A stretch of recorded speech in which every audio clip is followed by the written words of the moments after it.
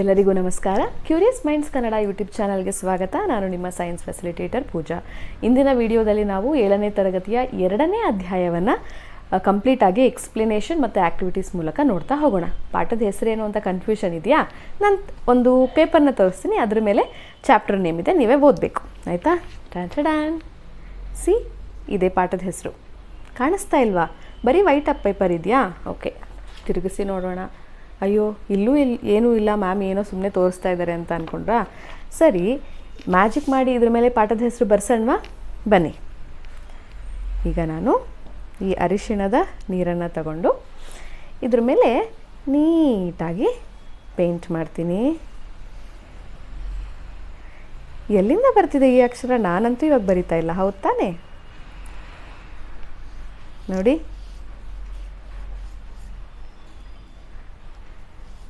So ಇವತ್ತು ನಾವು ಕಲಿತಾ ಇರೋ ಪಾಠದ ಹೆಸರು ನಿಮಗೆ ಗೊತ್ತಾಗ್ತಾ ಇದೆ ಅಂತ ಅನ್ಕೋತೀನಿ. ಏನದು?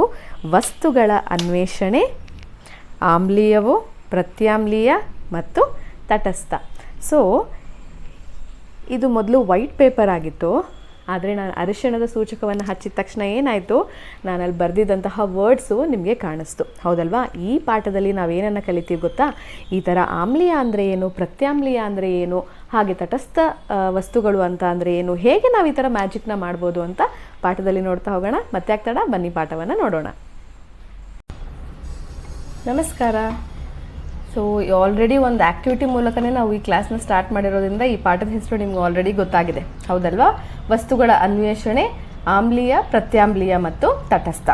ಸೊ ನಾವೀಗ ಏನು ನೋಡ್ತಾ ಹೋಗೋಣ, ಅಲ್ಲಿ ಇರುವಂತಹ ಲರ್ನಿಂಗ್ ಔಟ್ಕಮ್ಸ್ ಏನಿದೆ ಅಂದರೆ, ಈ ಪಾಠ ತಿಳ್ಕೊಂಡ ಮೇಲೆ, ಓದಿದ ಮೇಲೆ ನೀವೇನು ತಿಳ್ಕೊಳ್ತೀರಾ? ಸೊ ಆಮ್ಲ ಅಂದರೆ ಏನು, ಪ್ರತ್ಯಾಮ್ಲ ಅಂದರೆ ಏನು, ತಟಸ್ಥೀಕರಣ ಅಂದರೆ ಏನು ಅಂತ ತಿಳ್ಕೊಳ್ತೀರಾ. ಒಂದು ಇಂಟ್ರೆಸ್ಟಿಂಗ್ ಆ್ಯಕ್ಟಿವಿಟಿ ಮೂಲಕನೇ ಇಲ್ಲೊಂದು ಸ್ಟಾರ್ಟ್ ಮಾಡಿದ್ದಾರೆ, ನೋಡ್ಕೊಳ್ಳಿ. ರಾಷ್ಟ್ರೀಯ ವಿಜ್ಞಾನ ದಿನವನ್ನು ಆಚರಿಸಲು ಫೆಬ್ರವರಿ 28ರಂದು ಶಾಲೆಯಲ್ಲಿ ವಿಜ್ಞಾನ ಮೇಳವನ್ನು ಆಯೋಜಿಸಲಾಗಿತ್ತು. ಸೊ ಫೆಬ್ರವರಿ 28 ಏನು ಮಾಡಿದರು, ಒಂದು ಸೈನ್ಸ್ ಎಕ್ಸಿಬಿಷನನ್ನು ಮಾಡಿದರು. ಪ್ರವೇಶ ದ್ವಾರದಲ್ಲಿ ಸಹೋದರರಾದ ಅಶ್ವಿನ್ ಮತ್ತು ಕೀರ್ತಿಯವರನ್ನು ಬಿಳಿ ಹಾಳೆಯನ್ನು ನೀಡುವುದರೊಂದಿಗೆ ಸ್ವಾಗತಿಸಲಾಯಿತು. ಸೊ ನಾವು ಯಾವುದೋ ಒಂದು ಫಂಕ್ಷನಿಗೆ ಹೋದಾಗ, ಮದುವೆಗಳಿಗೆ ಹೋದಾಗ ಏನು ಮಾಡ್ತಾರೆ, ಒಂದು ಹೂವು ಕೊಟ್ಟು ಅಥವಾ ಒಂದು ಗ್ರೀಟಿಂಗ್ ಕಾರ್ಡ್ ಕೊಟ್ಟು ವೆಲ್ಕಮ್ ಮಾಡ್ತಾರೆ, ಹೌದಲ್ವಾ? ಅದೇ ಥರ ಸೈನ್ಸ್ ಫೇರ್ಗೆ ಏನು ಮಾಡಿದರು ಇವರು ಸ್ಕೂಲಲ್ಲಿ, ಒಂದು ಬಿಳಿ ಹಾಳೆಯನ್ನು ಕೊಟ್ಟು ವೆಲ್ಕಮ್ ಮಾಡಿದ್ರು. ನಾನು ಹೇಗೆ ಆ್ಯಕ್ಟಿವಿಟಿನಲ್ಲಿ ಪಾಠದ ಹೆಸರು ಏನು ಅಂತ ಒಂದು ವೈಟ್ ಕಲರ್ ಪೇಪರ್ ತೋರಿಸಿದ್ನಲ್ಲ, ಹಾಗೆ ತಮಗೆ ಬಿಳಿ ಹಾಳೆಯನ್ನು ಏಕೆ ನೀಡಲಾಯಿತು ಎಂದು ತಿಳಿಯಲು ಅವರು ಕುತೂಹಲಗಳಾಗಿದ್ದರು. ಕೆಲವು ಹೆಜ್ಜೆ ಮುಂದೆ ಹೋಗುತ್ತಿದ್ದಂತೆ ಸ್ವಯಂ ಸೇವಕರೊಬ್ಬರು ಈ ಕಾಗದದ ಹಾಳೆಗಳ ಮೇಲೆ ದ್ರವವೊಂದನ್ನು ಸಿಂಪಡಿಸಿದ್ದರು. ಸೊ ಹಾಗೆ ಏನಕ್ಕೆ ಇದು ಕೊಟ್ಟಿರೋದು, ಏನಿದ್ರು ವಿಶೇಷತೆ ಅಂತ ತಿಳ್ಕೊಂಡು ಹೋಗ್ತಾ ಇರುವಾಗಲೇ ಏನು ಮಾಡಿದ್ರು, ಸ್ವಯಂ ಸೇವಕರು ಇರ್ತಾರಲ್ವ, ಅವ್ರು ಬಂದು ಆ ವೈಟ್ ಪೇಪರ್ಗೆ ಏನು ಮಾಡಿದ್ರು, ಒಂದು ದ್ರಾವಣವನ್ನು, ಲಿಕ್ವಿಡನ್ನು ಸ್ಪ್ರೇ ಮಾಡಿದ್ರು. ಸಹೋದರರಿಬ್ಬರ ಬಳಿ ಇರುವ ಬಿಳಿ ಹಾಳೆಗಳಿಗೂ ಸಹ ಸಿಂಪಡಿಸಿದರು. ಅವರಿಗೆ ಆಶ್ಚರ್ಯವಾಗುವಂತೆ ದ್ರವವನ್ನು ಸಿಂಪಡಿಸಿದ ತಕ್ಷಣ, ಆ ಲಿಕ್ವಿಡ್ ಸ್ಪ್ರೇ ಮಾಡಿದ ತಕ್ಷಣ, ವಿಜ್ಞಾನದ ಅದ್ಭುತ ಪ್ರಪಂಚಕ್ಕೆ ಸ್ವಾಗತ ಎಂಬ ಪದಗಳು ಬಿಳಿ ಹಾಳೆಯ ಮೇಲೆ ಗೋಚರಿಸಿದವು. ಅವರು ಆಶ್ಚರ್ಯಚಕಿತರಾದರು ಹಾಗೂ ಇದು ಹೇಗೆ ಸಂಭವಿಸುತ್ತದೆ ಮತ್ತು ಅದರ ಹಿಂದಿನ ಕಾರಣವನ್ನು ತಿಳಿಯಲು ಉತ್ಸುಕರಾದರು. ಹೌದಲ್ವಾ? ನೀವು ನಾನು ಆ ಪೇಂಟ್ ಮಾಡಿದ ತಕ್ಷಣ ಏನು ಬರುತ್ತೆ, ಹೇಗೆ ಬಂತು ಅಂತ ತಿಳ್ಕೊಂಡು ತುಂಬ ಕ್ಯೂರಿಯಾಸಿಟಿ ಆಗಿದ್ರಿ ಅಲ್ವಾ? ಹಾಗೇನೆ ಇವರಿಬ್ಬರು ಕೂಡ ತುಂಬ ಕ್ಯೂರಿಯಸ್ ಆಗಿದ್ರು. ವರ್ಣರಂಜಿತ ವಸ್ತುಗಳ ಪ್ರಪಂಚ ಎಂಬ ಅಂಗಡಿಯಲ್ಲಿ ಅವರ ಕುತೂಹಲ ಭಾಗಶಃ ತಣಿಯಿತು. ಅಲ್ಲೊಂದು ಸ್ಟಾಲ್ ಇತ್ತು, ಅಂಗಡಿ ಇತ್ತು, ಏನು ವರ್ಣರಂಜಿತ ವಸ್ತುಗಳ ಪ್ರಪಂಚ ಅಂತ. ಅಲ್ಲಿ ಸಾಕಷ್ಟು ಕೆಮಿಸ್ಟ್ರಿ ಅಂದರೆ ಕೆಮಿಕಲ್ಸ್ ಬಗ್ಗೆನೇ ಹೇಳ್ಕೊಡುವಂತಹ ಒಂದು ಸ್ಟಾಲ್ ಆಗಿತ್ತು. ಸೊ ತಿಳ್ಕೊಳ್ತಾ ಏನಾಯಿತು, ಅವ್ರ ಕ್ಯೂರಿಯಾಸಿಟಿ, ಓಕೆ ಇದರಿಂದ ಹೀಗಾಯಿತು ಅಂತ ತಿಳ್ಕೊಳ್ತಾ ಬಂದರು. ವಿಭಿನ್ನ ವಸ್ತುಗಳನ್ನು ಬೆರೆಸಿದಾಗ ಬಣ್ಣದಲ್ಲಿ ಉಂಟಾಗುವ ಬದಲಾವಣೆಗಳನ್ನು ತೋರಿಸುವ ಅನೇಕ ಚಟುವಟಿಕೆಗಳನ್ನು ಅವರು ನೋಡಿದರು. ಈ ಬದಲಾವಣೆಗಳನ್ನು ಮತ್ತಷ್ಟು ಅನ್ವೇಷಿಸಲು ಅವರು ನಿರ್ಧರಿಸಿದರು. ಸೊ ಅವ್ರ ಜೊತೆಗೆ ನಾವೇನು ಮಾಡೋಣ, ನಾವು ಕೂಡ ಸಾಕಷ್ಟು ತಿಳ್ಕೊಳ್ತಾ ಹೋಗೋಣ. ಇದು ಸೂಚಕ ಅಂದರೆ ಇಂಡಿಕೇಟರ್ ಮತ್ತು ಪ್ರತ್ಯಾಮ್ಲದ ನಡುವಿನ ರಾಸಾಯನಿಕ ಕ್ರಿಯೆಯ ಮೇಲೆ ಅವಲಂಬಿತವಾಗಿರುವ ಒಂದು ಕ್ಲಾಸಿಕ್ ವಿಜ್ಞಾನದ ಮ್ಯಾಜಿಕ್, ಆಯಿತಾ? ಅಶ್ವಿನ್ ಮತ್ತು ಕೀರ್ತಿ ಅವರು ಅಲ್ಲಿ ಅಡಗಿದಂತಹ ಪದಗಳನ್ನು ನೋಡೋದಕ್ಕೆ ಹೇಗೆ ಸಾಧ್ಯ ಆಯಿತು ಅನ್ನೋ ವಿವರಣೆಯನ್ನು ಕೊಟ್ಟಿದ್ದಾರೆ ನೋಡಿ. ರಹಸ್ಯಶಾಯಿ ಅಂದರೆ ಇಂಕ್. ಅಶ್ವಿನ್ ಮತ್ತು ಕೀರ್ತಿಯವರು ಬರುವ ಮೊದಲೇ ಬಿಳಿ ಕಾಗದದ ಮೇಲೆ ಬಣ್ಣರಹಿತ ದ್ರವ್ಯವನ್ನು ಬಳಸಿ ಪದಗಳನ್ನು ಬರೆಯಲಾಗಿತ್ತು. ನಾನು ಹೇಗೆ ಸೋಪ್ ಪೌಡರನ್ನು ಬಳಸಿ ಬರೆದಿದ್ದಲ್ವ, ಆ ಥರ. ಇದಕ್ಕಾಗಿ ಅವರು ಏನನ್ನು ಆಯ್ಕೆ ಮಾಡ್ಕೊಂಡಿದ್ರು ಅಂದರೆ ಫೀನಾಫ್ಥಲಿನ್ ಒಂದು ಸೂಚಕ, ಇಂಡಿಕೇಟರ್. ತಟಸ್ಥ ಅಥವಾ ಆಮ್ಲೀಯ ಸ್ಥಿತಿಯಲ್ಲಿ ಫಿನಾಫ್ಥಲಿನ್ ಏನು ಮಾಡುತ್ತೆ, ಸಂಪೂರ್ಣ ಕಲರ್ ಇರೋದೇ ಇಲ್ಲ, ಬಣ್ಣ ರಹಿತವಾಗಿರುತ್ತೆ. ಆದ್ದರಿಂದ ಇದು ಬಿಳಿ ಕಾಗದದ ಮೇಲೆ ಏನು ಕಾಣಿಸಲ್ಲ, ಅದು ನೀರಿನ ಥರ ಇರುತ್ತೆ. ಒಣಗಿದ ಮೇಲೆ ಅದು ಫುಲ್ಲು ಖಾಲಿ ಆಗೋಗಿರುತ್ತೆ, ಅಂದರೆ ಖಾಲಿ ಆಗಿರೋ ಥರ ಕಾಣಿಸುತ್ತೆ ಅದು. ರಾಸಾಯನಿಕ ಕ್ರಿಯೆ ಅಂದರೆ ಪ್ರತ್ಯಾಮ್ಲೀಯ ದ್ರಾವಣವನ್ನು ಸ್ಪರ್ಶಿಸಿದಾಗ, ಬೇಸನ್ನು ಸ್ಪರ್ಶಿಸಿದಾಗ ಏನಾಗುತ್ತೆ, ಅದು ರಾಸಾಯನಿಕ ಬದಲಾವಣೆಯಲ್ಲಿ ಸಂಭವಿಸುತ್ತೆ. ಇದು ಅಣುಗಳು ಬೆಳಕನ್ನು ಪ್ರತಿಬಿಂಬಿಸುವ ರೀತಿಯನ್ನು ಬದಲಾಯಿಸಿ ಅವುಗಳನ್ನು ಗಾಢ ಗುಲಾಬಿ ಬಣ್ಣ ಅಂದರೆ ಪಿಂಕ್ ಕಲರ್ಗೆ ಟರ್ನ್ ಮಾಡುತ್ತೆ. ಆ ಮ್ಯಾಜಿಕ್ ಸ್ಪ್ರೇ ಇತ್ತಲ್ವ, ಸ್ಪ್ರೇ ಮಾಡಿದ್ರಲ್ಲ ಲಿಕ್ವಿಡು, ಅದೇನು ಅಂತ ಅಂದರೆ ಪ್ರತ್ಯಾಮ್ಲೀಯ. ಸೊ ಶಾಲೆಯ ಪ್ರಯೋಗಾಲಯದಲ್ಲಿ ಇದನ್ನು ಸಾಮಾನ್ಯವಾಗಿ ಸೋಡಿಯಂ ಹೈಡ್ರಾಕ್ಸೈಡ್ ದ್ರಾವಣ ಅಥವಾ ಅಡುಗೆ ಸೋಡಾ ದ್ರಾವಣವನ್ನು ನೀರಲ್ಲಿ ಮಿಕ್ಸ್ ಮಾಡಿ ಏನು ಮಾಡ್ತಾರೆ, ಅದನ್ನು ಯೂಸ್ ಮಾಡ್ತಾರೆ. ಇಲ್ಲೊಂದು ಆಕ್ಟಿವಿಟಿ ಸ್ಟಾರ್ಟಿಂಗಲ್ಲೇ ಇದೆ, ನೋಡಿ ಬನ್ನಿ ಅದನ್ನು ಏನು ಅಂತ. 2.1 ಪ್ರಕೃತಿ ನಮ್ಮ ವಿಜ್ಞಾನ ಪ್ರಯೋಗಾಲಯ. ಸೂಚಕವಾಗಿ ಲಿಟ್ಮಸ್, ಅಂದರೆ ಇಲ್ಲಿ ಲಿಟ್ಮಸ್ ಪೇಪರ್ ಬಗ್ಗೆ ನಾವು ತಿಳ್ಕೊಳ್ತಾ ಹೋಗ್ತೀವಿ. ಚಟುವಟಿಕೆ 2.1 ನಾವೀಗ ಅನ್ವೇಷಿಸೋಣ. ಕೆಲವೊಂದಿಷ್ಟು ದ್ರಾವಣಗಳನ್ನು ತಗೊಳ್ಬೇಕು ನಾವು. ಏನೇನು, ನಿಂಬೆ ರಸ, ಸಾಬೂನಿನ ದ್ರಾವಣ, ಹುಣಸೆ ನೀರು, ವಿನೇಗರ್, ಅಡುಗೆ ಸೋಡಾ, ನೀರು, ಸಕ್ಕರೆ ಪೌಡರ್ದು ಮಿಶ್ರಣ, ಹಾಗೆಯೇ ಉಪ್ಪಿನ ದ್ರಾವಣ, ಇವೆಲ್ಲವನ್ನು ತಗೊಳ್ಬೇಕು. ನೀಲಿ ಲಿಟ್ಮಸ್ ಕಾಗದದ ಒಂದು ಪಟ್ಟಿಯನ್ನು ತೆಗೆದುಕೊಂಡು ಅದನ್ನು ಸಣ್ಣ ಚೂರಾಗಿ ಕತ್ತರಿಸಬೇಕು. ನಾನು ನಿಮಗೆ ಆಕ್ಟಿವಿಟಿನಲ್ಲಿ ತೋರಿಸ್ತೀನಿ. ಸೊ ಲಿಟ್ಮಸ್ ಪೇಪರ್ ಇರುತ್ತೆ, ಅದನ್ನು ಸಣ್ಣ ಸಣ್ಣದಾಗಿ ಕತ್ತರಿಸಿ ಇಟ್ಕೊಳ್ಬೇಕು. ಆಮೇಲೆ ಒಂದೊಂದೇ ಡ್ರಾಪ್, ಇದೆಲ್ಲ ದ್ರಾವಣ ಏನು ತೊಗೊಂಡಿರಲ್ಲ ಸೊಲ್ಯೂಷನು, ಒಂದೊಂದೇ ಡ್ರಾಪ್ ಹಾಕ್ತಾ ನೋಡಬೇಕು ಕಲರ್ ಚೇಂಜ್ ಆಗುತ್ತಾ ಇಲ್ವಾ ಅನ್ನೋದನ್ನು ನೀವು ಟೇಬಲ್ನಲ್ಲಿ ಫಿಲ್ ಮಾಡಬೇಕು. ಬರೀ ಬ್ಲೂ ಲಿಟ್ಮಸ್ ಪೇಪರ್ ಅಷ್ಟೇ ಅಲ್ಲ, ಕೆಂಪು ಲಿಟ್ಮಸ್ ಕಾಗದ ಅಂದರೆ ರೆಡ್ ಲಿಟ್ಮಸ್ ಪೇಪರಲ್ಲೂ ಕೂಡ ನೀವು ಇದನ್ನು ಟ್ರೈ ಮಾಡಬೇಕು. ಹಾಗಿದ್ರೆ ಬನ್ನಿ ಆಕ್ಟಿವಿಟಿಯನ್ನು ನೋಡ್ಕೊಂಡು ಬರೋಣ. ನಿಮ್ಮ ಟೆಕ್ಸ್ಟ್ ಬುಕ್ನಲ್ಲಿ ಕೊಟ್ಟಿರುವಂತಹ ಮೊದಲನೇ ಚಟುವಟಿಕೆಯನ್ನು ನಾವೀಗ ಮಾಡೋಣ. ಅಲ್ಲಿ ಅವ್ರು ಕೊಟ್ಟಿರುವಂತಹ ಪದಾರ್ಥಗಳನ್ನು ಈ ಒಂದು ಲಿಟ್ಮಸ್ ಕಾಗದಗಳನ್ನು ಬಳಸಿ ಆಮ್ಲೀಯವೋ ಪ್ರತ್ಯಾಮ್ಲೀಯವೋ ಅಂತ ಚೆಕ್ ಮಾಡಿ ಅಂತ ಕೊಟ್ಟಿದ್ದಾರೆ. ಇಲ್ಲಿ ನೀವು ನೋಡ್ತಾ ಇದ್ದೀರಾ, ಇದು ಕೆಂಪು ಬಣ್ಣದಲ್ಲಿದೆ, ಕಾಣಿಸ್ತಾ ಇದೆ ಅಂತ ಅಂದ್ಕೊಳ್ತೀನಿ.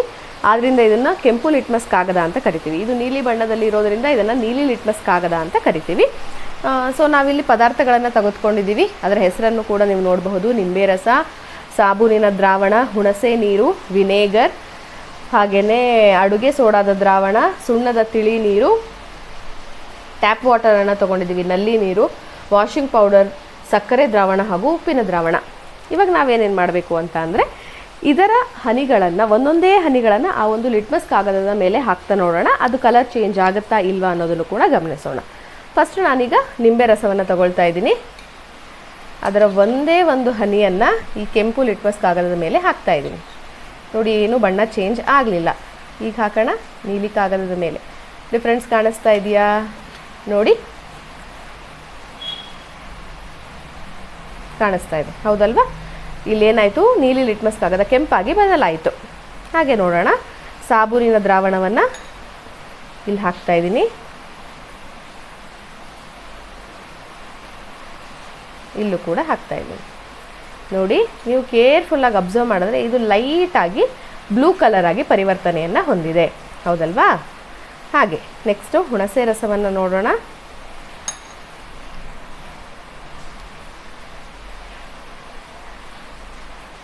ನೋಡಿ, ನೀಲಿ ಏನದು ಲಿಟ್ಮಸ್ ಪೇಪರ್ ಇದೆಯಲ್ಲ, ಅದೇನಾಗಿ ಬದಲಾಯಿತು, ಕೆಂಪಾಗಿ ಬದಲಾಯಿತು. ಈಗ ಹಾಗೆ ವಿನೇಗರ್ನ ಚೆಕ್ ಮಾಡೋಣ. ಇದು ಕೂಡ ನೋಡಿ, ನೀಲಿ ಆಗಿದ್ದು ಕೆಂಪಾಗಿ ಎಷ್ಟು ಚೆನ್ನಾಗಿ ಬದಲಾಗಿದೆ. ಅಡುಗೆ ಸೋಡಾದ ದ್ರಾವಣ,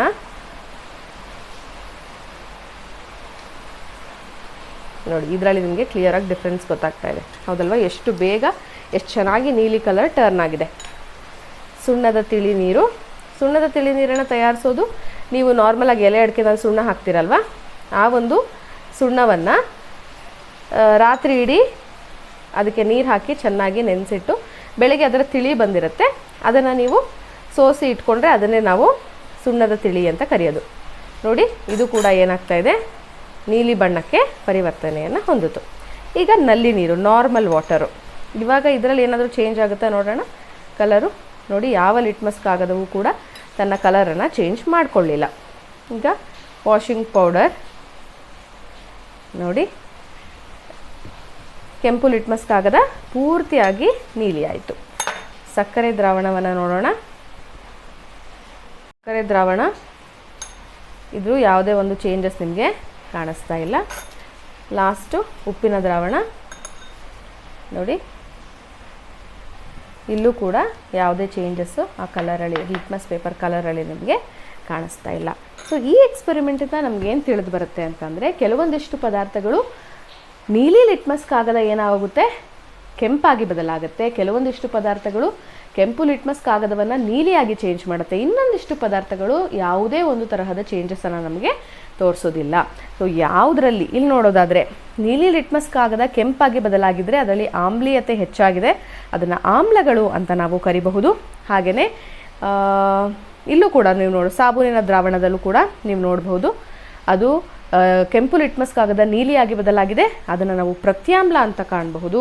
ಹಾಗೆ ಈ ಟ್ಯಾಪ್ ವಾಟರನ್ನು ನೋಡಿದ್ರೆ ಇಲ್ಲಿ ಯಾವುದೇ ತರಹದ ಕಲರ್ ಚೇಂಜಸ್ ನಿಮಗೆ ಕಾಣಿಸ್ತಾ ಇಲ್ಲ, ಹಾಗೆ ಇದೆ. ಅಂತಹ ದ್ರಾವಣಗಳನ್ನು ತಟಸ್ಥ ದ್ರಾವಣ ಅಥವಾ ತಟಸ್ಥ ಪದಾರ್ಥಗಳು ಅಂತ ನಾವು ಕರಿಬಹುದು.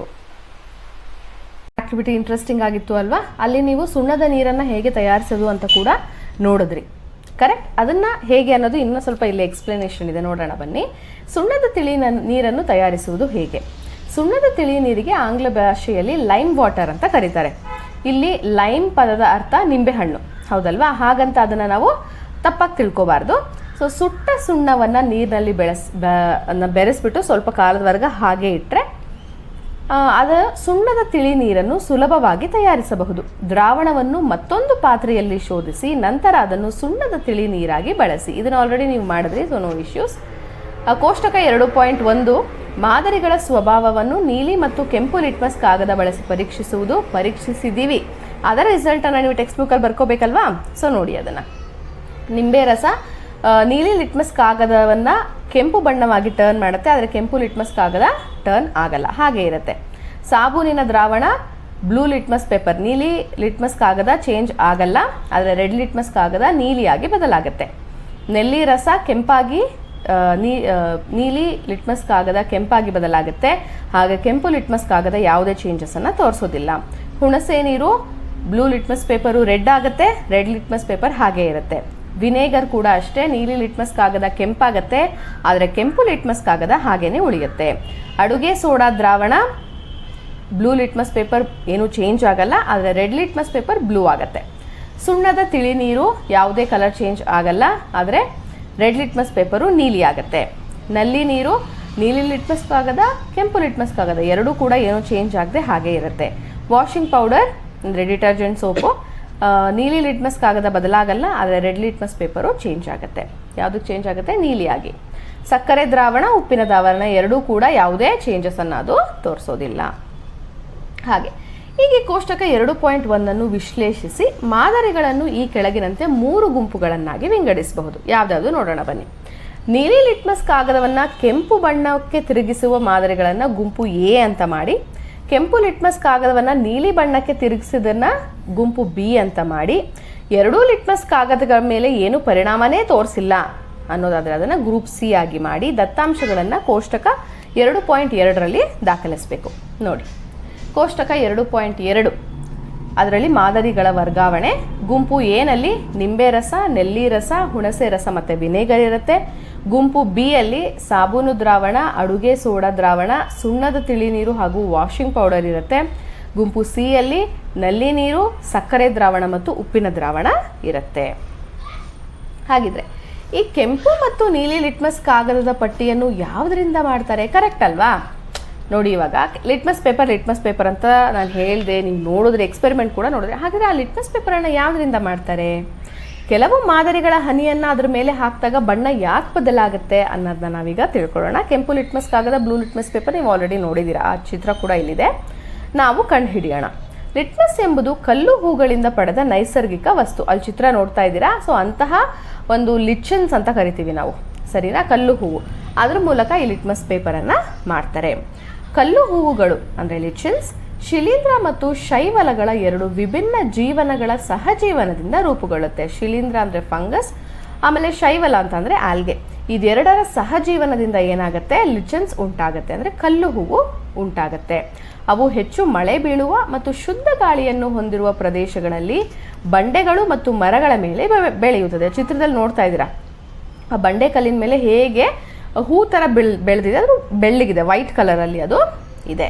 ಸೊ ಎಲ್ಲೆಲ್ಲಿ ಬೆಳೆಯುತ್ತೆ? ಅದು ತುಂಬ ಶುದ್ಧವಾದ ಗಾಳಿ ಇರೋ ಕಡೆ ಬೆಳೆಯುತ್ತೆ. ಸೊ ನಿಮ್ಮ ಸುತ್ತಮುತ್ತ ಇರೋ ಮರದಲ್ಲಿ ಕಲ್ಲು ಬೆಳೆದಿದೆ ಅಂತ ನೀವೇನಾದರೂ ಕಾಣಿಸಿದ್ರೆ ಅದರ ಅರ್ಥ ಏನು ಗೊತ್ತಾ, ನಿಮ್ಮ ಸುತ್ತಮುತ್ತ ಇರುವಂತಹ ಗಾಳಿ ತುಂಬ ಶುದ್ಧವಾಗಿದೆ ಅಂತ ಅರ್ಥ. ನೆಕ್ಸ್ಟ್, ಇದು ದ್ರಾವಣ ಹಾಗೂ ಲಿಟ್ಮಸ್ ಕಾಗದ ಎನ್ನುವ ಕಾಗದದ ಪಟ್ಟಿಗಳೆಂಬ 2 ರೂಪದಲ್ಲಿ ಲಭ್ಯವಿದೆ. ಲಿಟ್ಮಸ್ ಪೇಪರ್ ಕೂಡ ಇರುತ್ತೆ, ಲಿಟ್ಮಸ್ ದ್ರಾವಣ ಅಂದರೆ ಸೊಲ್ಯೂಷನ್ ಕೂಡ ಇದರಲ್ಲಿ ಇರುತ್ತೆ. ಲಿಟ್ಮಸ್ ಕಾಗದವು 2 ಬಣ್ಣದಲ್ಲಿ ಇರುತ್ತೆ. ನೀವು ಆಲ್ರೆಡಿ ನೋಡಿದ್ದೀರಾ, ನೀಲಿ ಹಾಗೂ ಕೆಂಪು.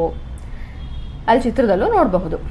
ನೀಲಿ ಲಿಟ್ಮಸ್ ಕಾಗದವನ್ನು ಕೆಂಪು ಬಣ್ಣಕ್ಕೆ ಬದಲಾಯಿಸುವ ವಸ್ತುಗಳನ್ನು ನಾವು ಆಮ್ಲೀಯ ಸ್ವಭಾವ ಹೊಂದವು, ಅಂದರೆ ಆಮ್ಲೀಯ ವಸ್ತುಗಳು ಅಂತ ಕರಿತೀವಿ. ತುಂಬ ಈಸಿಯಾಗಿ ನೆನ್ಪಿಟ್ಕೊಳ್ಬಹುದು ನೀವು. ಆಮ್ಲ ಅಂದರೆ ಆ್ಯಸಿಡ್, ಸರಿನಾ? ನೀಲಿ ಲಿಟ್ಮಸ್ ಕಾಗದ ರೆಡ್ ಆಗುತ್ತೆ, ಕೆಂಪು ಡೇಂಜರ್ ಬಣ್ಣ, ಹೌದಲ್ವಾ? ಹಾಗೆಯೇ ಆ್ಯಸಿಡ್ ಕೂಡ ಡೇಂಜರೇ, ಆಮ್ಲವೂ ಕೂಡ ಡೇಂಜರ್ ಅಲ್ವಾ? ಸೊ ನೀಲಿ ಲಿಟ್ಮಸ್ ಕಾಗದ ಕೆಂಪಾದರೆ ಕೆಂಪು ಡೇಂಜರ್, ಸೊ ಅದನ್ನು ನಾವು ಆ್ಯಸಿಡ್ ಅಥವಾ ಆಮ್ಲ ಅಂತ ಕರಿತೀವಿ. ಹಾಗೆಯೇ ಕೆಂಪು ಲಿಟ್ಮಸ್ ಕಾಗದವನ್ನು ನೀಲಿ ಬಣ್ಣಕ್ಕೆ ಬದಲಾಯಿಸಿದ್ರೆ ಅದನ್ನು ನಾವೇನಂತ ಕರಿತೀವಿ? ಪ್ರತ್ಯಾಮ್ಲ ಅಂತ ಕರಿತೀವಿ. ಆಮ್ಲೀಯ ಮತ್ತು ಪ್ರತ್ಯಾಮ್ಲೀಯ ದ್ರಾವಣಗಳಲ್ಲಿ ಲಿಟ್ಮಸ್ ವಿಭಿನ್ನ ಬಣ್ಣಗಳನ್ನು ತೋರಿಸೋದ್ರಿಂದ ಅದನ್ನು ಆಮ್ಲ ಪ್ರತ್ಯಾಮ್ಲ ಸೂಚಕ ಅಂತ ಕರೀತಾರೆ. ಆಮ್ಲದಲ್ಲೂ ಚೇಂಜ್ ಆಗುತ್ತೆ ಬಣ್ಣ, ಪ್ರತ್ಯಾಮ್ಲದಲ್ಲೂ ಚೇಂಜ್ ಆಗುತ್ತೆ. ಆದ್ದರಿಂದ ನಾವೇನಂತ ಕರಿತೀವಿ? ಅದನ್ನು ಆಮ್ಲ ಪ್ರತ್ಯಾಮ್ಲ ಸೂಚಕ ಅಂತ ನಾವು ಅದನ್ನು ಕರಿತೀವಿ. ನೆಕ್ಸ್ಟ್, ಕೋಷ್ಟಕ 2.2ರಲ್ಲಿ ಗುಂಪು ಎ, ಬಿ ಮತ್ತು ಸಿ ಯಲ್ಲಿ ವಿಂಗಡಿಸಲಾದ ಪದಾರ್ಥಗಳನ್ನು ನಾವೀಗ ಮತ್ತೆ ವಿಂಗಡಿಸೋಣ. ಎ ಗುಂಪಿನಲ್ಲಿರುವ ಪದಾರ್ಥಗಳಾದ ನಿಂಬೆ ರಸ, ನೆಲ್ಲಿ ರಸ, ಹುಣಸೆ ನೀರು ಮತ್ತು ವಿನೇಗರ್ಗಳು ಏನು ಮಾಡಿದ್ವು? ನೀಲಿ ಲಿಟ್ಮಸ್ ಕಾಗದವನ್ನು ಕೆಂಪು ಬಣ್ಣಕ್ಕೆ ತಿರುಗಿಸಿದವು. ಈ ವಸ್ತುಗಳನ್ನು ನಾವು ಆಮ್ಲೀಯ ಸ್ವಭಾವವನ್ನು ಹೊಂದಿವೆ ಎಂದು ಅದನ್ನು ಕರಿಬಹುದು. ಬಿ ಗುಂಪಿನಲ್ಲಿರುವ ಪದಾರ್ಥಗಳಾದ ಸಾಬೂನು ದ್ರಾವಣ, ಅಡುಗೆ ಸೋಡಾ, ಸುಣ್ಣದ ತಿಳಿ ನೀರು ಮತ್ತು ವಾಷಿಂಗ್ ಪುಡಿ ದ್ರಾವಣಗಳು ಕೆಂಪು ಲಿಟ್ಮಸ್ ಕಾಗದವನ್ನು ನೀಲಿ ಬಣ್ಣಕ್ಕೆ ತಿರುಗಿಸಿದವು. ಆದ್ದರಿಂದ ಈ ವಸ್ತುಗಳನ್ನು ಏನಂತ ಕರಿತೀವಿ? ನಾವು ಪ್ರತ್ಯಾಮ್ಲ ಸ್ವಭಾವವನ್ನು ಹೊಂದಿರುವ ವಸ್ತುಗಳು ಅಂತ ಕರಿತೀವಿ. ಸಿ ಗುಂಪಿನಲ್ಲಿರುವ ವಸ್ತುಗಳಾದ ನಲ್ಲಿ ನೀರು, ಸಕ್ಕರೆ ದ್ರಾವಣ ಮತ್ತು ಉಪ್ಪಿನ ದ್ರಾವಣ 2 ಬಣ್ಣದ ಲಿಟ್ಮಸ್ ಕಾಗದ ಅಂದರೆ ಕೆಂಪು ಬಣ್ಣ ಹಾಗೂ ನೀಲಿ ಬಣ್ಣದನ್ನು ಬದಲಾಯಿಸಲಿಲ್ಲ. ಈ ವಸ್ತುಗಳು ಆಮ್ಲೀಯ ಅಥವಾ ಪ್ರತ್ಯಾಮ್ಲೀಯವಲ್ಲದ ಕಾರಣ ಅದನ್ನು ಏನಂತ ಕರಿತೀವಿ? ತಟಸ್ಥ ಅಂತ ತಟಸ್ಥ ಅಂತಂದರೆ ನ್ಯೂಟ್ರಲ್, ಅದು ಆಮ್ಲನೂ ಆಗಿರಲ್ಲ ಅಥವಾ ಪ್ರತ್ಯಾಮ್ಲ ಕೂಡ ಆಗಿರಲ್ಲ. ಕ್ಲಿಯರ್ ಆಯಿತು ಅಂತ ಅಂದ್ಕೊಳ್ತೀನಿ. ಚಟುವಟಿಕೆ 2.2 ನಾವೀಗ ಹೋಲಿಸೋಣ ಮತ್ತು ಅನ್ವೇಷಿಸೋಣ. ಕೋಷ್ಟಕ 2.2ರ ಎ ಗುಂಪಿನಲ್ಲಿರುವ ಎಲ್ಲ ವಸ್ತುಗಳು ಸೇವಿಸಲು ಯೋಗ್ಯವೇ? ಸೇವಿಸಲು ಅಂದರೆ ತಿನ್ನೋದಕ್ಕೆ ಸಾಧ್ಯನಾ? ನೀವು ಈ ಖಾದ್ಯ ಪದಾರ್ಥಗಳ ರುಚಿಯನ್ನು ಎಂದಾದರೂ ನೋಡಿದ್ದೀರಾ? ನಿಂಬೆ ರಸ, ಹುಣಸೆ ರಸ, ನೆಲ್ಲಿಕಾಯಿ ಇದರೆಲ್ಲದ್ದು ಟೇಸ್ಟ್ ನಿಮಗೆ ಗೊತ್ತು, ಹೌದಲ್ಲ? ಹೇಗಿರುತ್ತೆ ಹೇಳಿ? ಹುಳಿಯಾಗಿರುತ್ತೆ, ಕರೆಕ್ಟ್ ಅಲ್ವಾ? ಅವುಗಳ ರುಚಿಯನ್ನು ನೀವು ನೆನಪಿಸಿಕೊಳ್ಳಬಲ್ಲಿರಾ? ಹೌದು, ಹುಳಿಯಾಗಿರುತ್ತೆ. ಈ ಎಲ್ಲ ವಸ್ತುಗಳು ಹುಳಿ ರುಚಿಯನ್ನು ಹೊಂದಿರುತ್ತವೆ ಎಂದು ನೀವು ತಿಳಿಯಿರಿ. ಹಾಗಾಗಿ ಹುಳಿ ರುಚಿಯ ವಸ್ತುಗಳು ಆಮ್ಲಗಳನ್ನು ಹೊಂದಿದ್ದು ಆಮ್ಲೀಯ ಸ್ವಭಾವವನ್ನು ಹೊಂದಿರುತ್ತವೆ ಎಂದು ನಾವು ಹೇಳಬಹುದು. ಯಾವುದೇ ಒಂದು ವಸ್ತು ಹುಳಿ ರುಚಿಯನ್ನು ಹೊಂದಿದೆ ಅಂದರೆ ಅದನ್ನು ನಾವೇನಂತ ಕರಿತೀವಿ? ಆಮ್ಲೀಯ ಸ್ವಭಾವ ಅಥವಾ ಆಮ್ಲ ಅಂತ ಕರಿತೀವಿ. ಸೊ ನಿಮಗೆ 2 ಕ್ಯಾರೆಕ್ಟರಿಸ್ಟಿಕ್ಸ್ ಗೊತ್ತಾಯಿತು, ಗುಣಲಕ್ಷಣಗಳು. ಆಮ್ಲ ಅಂತ ಅಂದರೆ ಮೊದಲನೇದು ಹುಳಿಯಾಗಿರುತ್ತೆ, ಇನ್ನೊಂದೇನು ಅದು ನೀಲಿ ಲಿಟ್ಮಸ್ ಕಾಗದವನ್ನು ಕೆಂಪು ಬಣ್ಣಕ್ಕೆ ತಿರುಗಿಸುತ್ತೆ, ಹೌದಲ್ವಾ? ಹಾಗೆಯೇ ಎಚ್ಚರಿಕೆ, ರುಚಿ ನೋಡಲು ಹೇಳುವವರೆಗೂ ಯಾವುದೇ ರುಚಿಯನ್ನು ನೋಡಬೇಡಿ. ಓಕೆ, ಹುಳಿ ಇದ್ದಿದ್ದೆಲ್ಲ ಆ್ಯಸಿಡ್ ಅಂತ ಹೇಳಿದ್ದಾರೆ ಮ್ಯಾಮು, ಟೇಸ್ಟ್ ನೋಡೋಣ ಅಂತ ಸಿಕ್ಕಿದೆಲ್ಲ ತಿಂದು ನೋಡೋದಲ್ಲ ಅಲ್ವಾ? ಯಾರಾದರೂ ಒಬ್ಬರು ಹಿರಿಯರು ಹೇಳೋವರೆಗೂ ಆ ವಸ್ತುವನ್ನು ನೀವು ತಿಂದು ನೋಡಬಾರ್ದು. ಯಾವುದೇ ಅಪರಿಚಿತ ವಸ್ತುವಿನ ರುಚಿ ನೋಡಬೇಡಿ. ಅಪರಿಚಿತ ಅಂದರೆ ಗೊತ್ತಿಲ್ಲದೆ ಇರೋದು. ಕೆಲವು ಸಾಮಾನ್ಯ ಖಾದ್ಯ ಪದಾರ್ಥಗಳು ಮತ್ತು ಅವುಗಳಲ್ಲಿ ಸಾಮಾನ್ಯವಾಗಿರುವ ಆಮ್ಲಗಳ ಹೆಸರನ್ನು ನಾವಿಲ್ಲಿ ಚಿತ್ರದಲ್ಲಿ ಕೊಟ್ಟಿದ್ದಾರೆ, ನೋಡೋಣ ಬನ್ನಿ. ಮೊದಲನೇದಾಗಿ ಸಿಟ್ರಿಕ್ ಆಮ್ಲ ಆರೆಂಜಲ್ಲಿರುತ್ತೆ, ಆಸ್ಕಾರ್ಬಿಕ್ ಆಮ್ಲ ಮತ್ತು ಸಿಟ್ರಿಕ್ ಆಮ್ಲ ನೆಲ್ಲಿಕಾಯಿಯಲ್ಲಿರುತ್ತೆ, ಟಾರ್ಟಾರಿಕ್ ಆಮ್ಲ ಮಾವಿನಕಾಯಿಯಲ್ಲಿರುತ್ತೆ, ಸಿಟ್ರಿಕ್ ಆಮ್ಲ ಮತ್ತು ಆಕ್ಸಾಲಿಕ್ ಆಮ್ಲ ಟೊಮ್ಯಾಟೊದಲ್ಲಿ ಇರುತ್ತೆ. ನೆಕ್ಸ್ಟು, ಈ ಕೆಳಗಿನ ಪದಾರ್ಥಗಳಲ್ಲಿ ಸಾಮಾನ್ಯವಾಗಿ ಕಂಡುಬರುವ ಆಮ್ಲಗಳ ಹೆಸರನ್ನು ಬರೀರಿ ಅಂತ ಕೊಟ್ಟಿದ್ದಾರೆ. ಡ್ಯಾಶ್ ಇದೆ, ಫಿಲ್ ಮಾಡ್ಕೋಬೋದು. ನಿಂಬೆಹಣ್ಣಲ್ಲಿ ಸಿಟ್ರಿಕ್ ಆಮ್ಲ ಇರುತ್ತೆ, ಮೊಸರು ಲ್ಯಾಕ್ಟಿಕ್ ಆಮ್ಲ, ಹುಣಸೆ ಟಾರ್ಟಾರಿಕ್ ಆಮ್ಲ ಹಾಗೂ ವಿನೇಗರ್ನಲ್ಲಿ ಅಸಿಟಿಕ್ ಆಮ್ಲಗಳು ಇರುತ್ತೆ. ಸೊ ಇದಿಷ್ಟು ಕಾಮನ್ ಆಗಿರುವಂತಹ ಆ್ಯಸಿಡ್ಗಳ ಹೆಸರು, ಆಮ್ಲದ ಹೆಸರು ನೀವು ನೆನಪಲ್ಲಿ ಇಟ್ಕೋಬೇಕು. ಲೈಕ್ ಸಿಟ್ರಿಕ್ ಆಮ್ಲ, ಲ್ಯಾಕ್ಟಿಕ್ ಆಮ್ಲ, ಟಾರ್ಟಾರಿಕ್ ಆಮ್ಲ, ಅಸಿಟಿಕ್ ಆಮ್ಲ, ಆಸ್ಕಾರ್ಬಿಕ್ ಆಮ್ಲ, ಅದೆಲ್ಲ ತುಂಬ ಕಾಮನ್. ಸೊ ಅದನ್ನು ನೀವು ನೆನಪಲ್ಲಿ ಇಟ್ಕೊಳ್ಳಿ. ನೆಕ್ಸ್ಟು, ಇದಿಷ್ಟು ಕೂಡ ಆಮ್ಲದ ಗುಣಲಕ್ಷಣಗಳಾಗಿತ್ತು. ಈಗ ನಾವು ಪ್ರತ್ಯಾಮ್ಲದ ಗುಣಲಕ್ಷಣಗಳನ್ನು ನೋಡ್ತಾ ಹೋಗೋಣ. ಈಗ ಗುಂಪು ಬಿ ಇಂದ ಅಡುಗೆ ಸೋಡಾ ದ್ರಾವಣವನ್ನು ತೆಗೆದುಕೊಳ್ಳೋಣ. ಅಡುಗೆ ಸೋಡಾ ದ್ರಾವಣವನ್ನು ನಿಮ್ಮ ಬೆರಳುಗಳ ನಡುವೆ ಉಜ್ಜಿಕೊಳ್ಳಬೇಕು. ನೀವು ಏನು ಗಮನಿಸ್ತೀವಿ ಅಂತ ಮಾಡಿ ನೋಡಿದ್ರೆ ತಾನೇ ಗೊತ್ತಾಗೋದು. ಬನ್ನಿ ಮಾಡಿ ನೋಡಿ ತಿಳ್ಕೊಳ್ಳೋಣ. ಈಗ ನಾವು ಅಡುಗೆ ಸೋಡಾ, ಯಾವುದೇ ಒಂದು ಬೇಸನ್ನು ನೀವು ತೊಗೋಬೋದು, ಪ್ರತ್ಯಾಮ್ಲವನ್ನು ತೊಗೋಬೋದು. ನಾನಿಲ್ಲಿ ಅಡುಗೆ ಸೋಡಾವನ್ನು ತೊಗೊಂಡಿದ್ದೀನಿ. ಅದನ್ನು ನೀವು ಟಚ್ ಮಾಡಿದ್ರೆ ಯಾವ ಥರ ಫೀಲ್ ಆಗುತ್ತೆ ಅಂತ ನೋಡೋಣ. ಇಲ್ಲಿ ನಾನು ತೊಗೊಂಡಿರೋದು ಅಡುಗೆ ಸೋಡಾ. ಇದಕ್ಕೆ ನಾನೇನು ಮಾಡ್ತಾಯಿದ್ದೀನಿ, ಒಂದೆರಡು ಹನಿಗಳಷ್ಟು ನೀರನ್ನು ಹಾಕ್ತೀನಿ. ಆಮೇಲೆ ನನ್ನ ಕೈ ಬೆರಳಲ್ಲಿ ಈ ಥರ ರಬ್ ಮಾಡ್ತೀನಿ. ಸೊ ನೀವು ನೋಡ್ಬೋದು, ನಿಮಗೆ ಅದು ಫೀಲ್ ಆಗುತ್ತೆ, ಸೇಮ್ ಸೋಪ್ನ ಟಚ್ ಮಾಡಿರೋ ಥರ ಆಗುತ್ತೆ. ಆಮೇಲೆ ನಾನು ಇದನ್ನು ನೀರಲ್ಲಿ ತೊಳೆದುಕೊಂಡ್ರೂ ಸಹ ನನಗೆ ಇಲ್ಲಿ ಸ್ಲಿಪ್ಪರಿ ಫೀಲ್ ಆಗ್ತದೆ. ಅಂದರೆ ಸೋಪ್ ಮುಟ್ಟಾಗ ನಿಮ್ಗೆ ಹೇಗೆ ಜಾರೋ ಥರ ಅನಿಸುತ್ತಲ್ವ, ಆ ಥರ ಫೀಲ್ ನಿಮಗೆ ಕೊಡುತ್ತೆ. ಇದರಿಂದ ನಾವೇನು ತಿಳ್ಕೊಬೋದು ಅಂದರೆ, ಯಾವುದೇ ಒಂದು ಪ್ರತ್ಯಾಮ್ಲ ಬೇಸ್ ಆಗಿದ್ರೂ ಕೂಡ ಅದನ್ನು ಮುಟ್ಟಿದಾಗ ನಮಗೆ ಸೋಪ್ ಫೀಲ್ ಆಗುತ್ತೆ, ಜಾರುವಂತಹ ಫೀಲಿಂಗ್ ನಮಗೆ ಬರುತ್ತೆ. ನೋಡಿದ್ರಲ್ವಾ, ಬೇಕಿಂಗ್ ಸೋಡಾನ ನಿಮ್ಮ ಕೈಗಳ ಮಧ್ಯೆ ಸ್ವಲ್ಪ ಉಜ್ಜಿದಾಗ ಅದು ಸೋಪಿನ ಥರ ನಿಮಗೆ ಫೀಲ್ ಆಯಿತು. ಸೊ ಇದು ಸಾಬೂನಿನ ಅಥವಾ ಜಾರುವಿಕೆಯ ಅನುಭವವನ್ನು ನೀಡುತ್ತೆ. ಪ್ರತ್ಯಾಮ್ಲೀಯ ವಸ್ತುಗಳು ಸ್ಪರ್ಶಿಸಿದಾಗ ಸಾಮಾನ್ಯವಾಗಿ ಜಾರುತ್ತೆ, ಹೌದಲ್ವಾ? ಅದಕ್ಕೆ ತಾನೇ ನೀವು ಸೋಪ್ ಆಗಿರಲಿ, ನೀರೇನಾದರೂ ಸೋಪ್ ನೀರು ಬಿದ್ದೋದ್ರ ಮೇಲೆ ಕಾಲಿಟ್ರೆ ಏನಾಗುತ್ತೆ, ಜಾರ್ಕೊಂಡು ಹೋಗುತ್ತೆ, ಕರೆಕ್ಟ್ ಅಲ್ವಾ? ಸೊ ಪ್ರತ್ಯಾಮ್ಲೀಯ ಆಗಿದ್ರೆ ಅದು ಯಾವಾಗಲೂ ಕೂಡ ಜಾರುವ ಸ್ವಭಾವವನ್ನು ಹೊಂದಿರುತ್ತೆ. ಅಲ್ಲದೆ ಪ್ರತ್ಯಾಮ್ಲಗಳು ಸಾಮಾನ್ಯವಾಗಿ ಕಹಿ ರುಚಿಯನ್ನು ಹೊಂದಿರುತ್ತೆ. ಮ್ಯಾಮ್ ಹೇಳಿದ್ದಾರೆ ಅಂತ ಸೋಪು, ಡಿಟರ್ಜೆಂಟ್ ಎಲ್ಲ ಟೇಸ್ಟ್ ನೋಡಬಾರ್ದು, ಅದೆಲ್ಲ ತುಂಬ ಕೆಮಿಕಲ್ಸ್ ಇರುತ್ತೆ, ನಿಮ್ಮ ಹೆಲ್ತ್ಗೆ ತುಂಬ ಅಪ್ಸೆಟ್ ಮಾಡುತ್ತೆ. ಫೈನ್. ಆದರೆ ಕಹಿ ರುಚಿಯನ್ನು ಹೊಂದಿರುವಂತಹ ಎಲ್ಲ ವಸ್ತುಗಳು ಕೂಡ ಪ್ರತ್ಯಾಮ್ಲ ಆಗಿರಲ್ಲ. ಎಕ್ಸಾಂಪಲ್ ಏನು? ಹಾಗಲಕಾಯಿ ಅಂದಿದ ತಕ್ಷಣ ಮುಖಕ್ಕೆ ಉಚ್ಚಿದ್ರೆ, ಯಾಕೆ? ಅದು ಕಹಿ ಅಂತ. ಆದರೂ ಕೂಡ ಅದರಲ್ಲಿ ಪ್ರತ್ಯಾಮ್ಲೀಯ ಸ್ವಭಾವ ಇಲ್ಲ. ಅರ್ಥ ಆಯ್ತಾ? ಈಗ ಸೂಚಕವನ್ನು ಬಳಸಿಕೊಂಡು ನೆಲ ಸ್ವಚ್ಛಗೊಳಿಸುವ ದ್ರಾವಣದ ಸ್ವಭಾವವನ್ನು ನಾನು ಪರಿಶೀಲಿಸಬಹುದು. ಅಂದರೆ ನಿಮ್ಮ ಮನೆಯಲ್ಲಿ ನೆಲವನ್ನು ಒರೆಸ್ತಿರಲ್ವಾ, ಅದಕ್ಕೆ ಏನಾದರೂ ಒಂದು ಲಿಕ್ವಿಡ್ ಹಾಕ್ತಿರಲ್ವಾ, ಅದು ಆಮ್ಲನ ಪ್ರತ್ಯಾಮ್ಲನ ಅಂತ ತಿಳ್ಕೊಳ್ಬಹುದು. ಏನನ್ನು ಬಳಸ್ಕೊಂಡು? ಇದೇ ಲಿಟ್ಮಸ್ ಸೂಚಕವನ್ನು ಬಳಸ್ಕೊಂಡು. ಬನ್ನಿ ಹಾಗಿದ್ರೆ ನೋಡೋಣ. ನಾನಿಲ್ಲಿ ನೆಲ ಒರೆಸುವಂತಹ ಒಂದು ಶುಭ್ರಕವನ್ನು ತೆಗೆದುಕೊಂಡಿದ್ದೀನಿ. ಅಂದರೆ ಏನಿಲ್ಲ, ನಿಮ್ಮ ಮನೆಯಲ್ಲಿ ಯೂಶಲಿ ನೆಲ ಒರೆಸೋದಕ್ಕೆ ಬಳಸ್ತಾರಲ್ವ, ಆ ಒಂದು ಶುಭ್ರಕ ಇದು.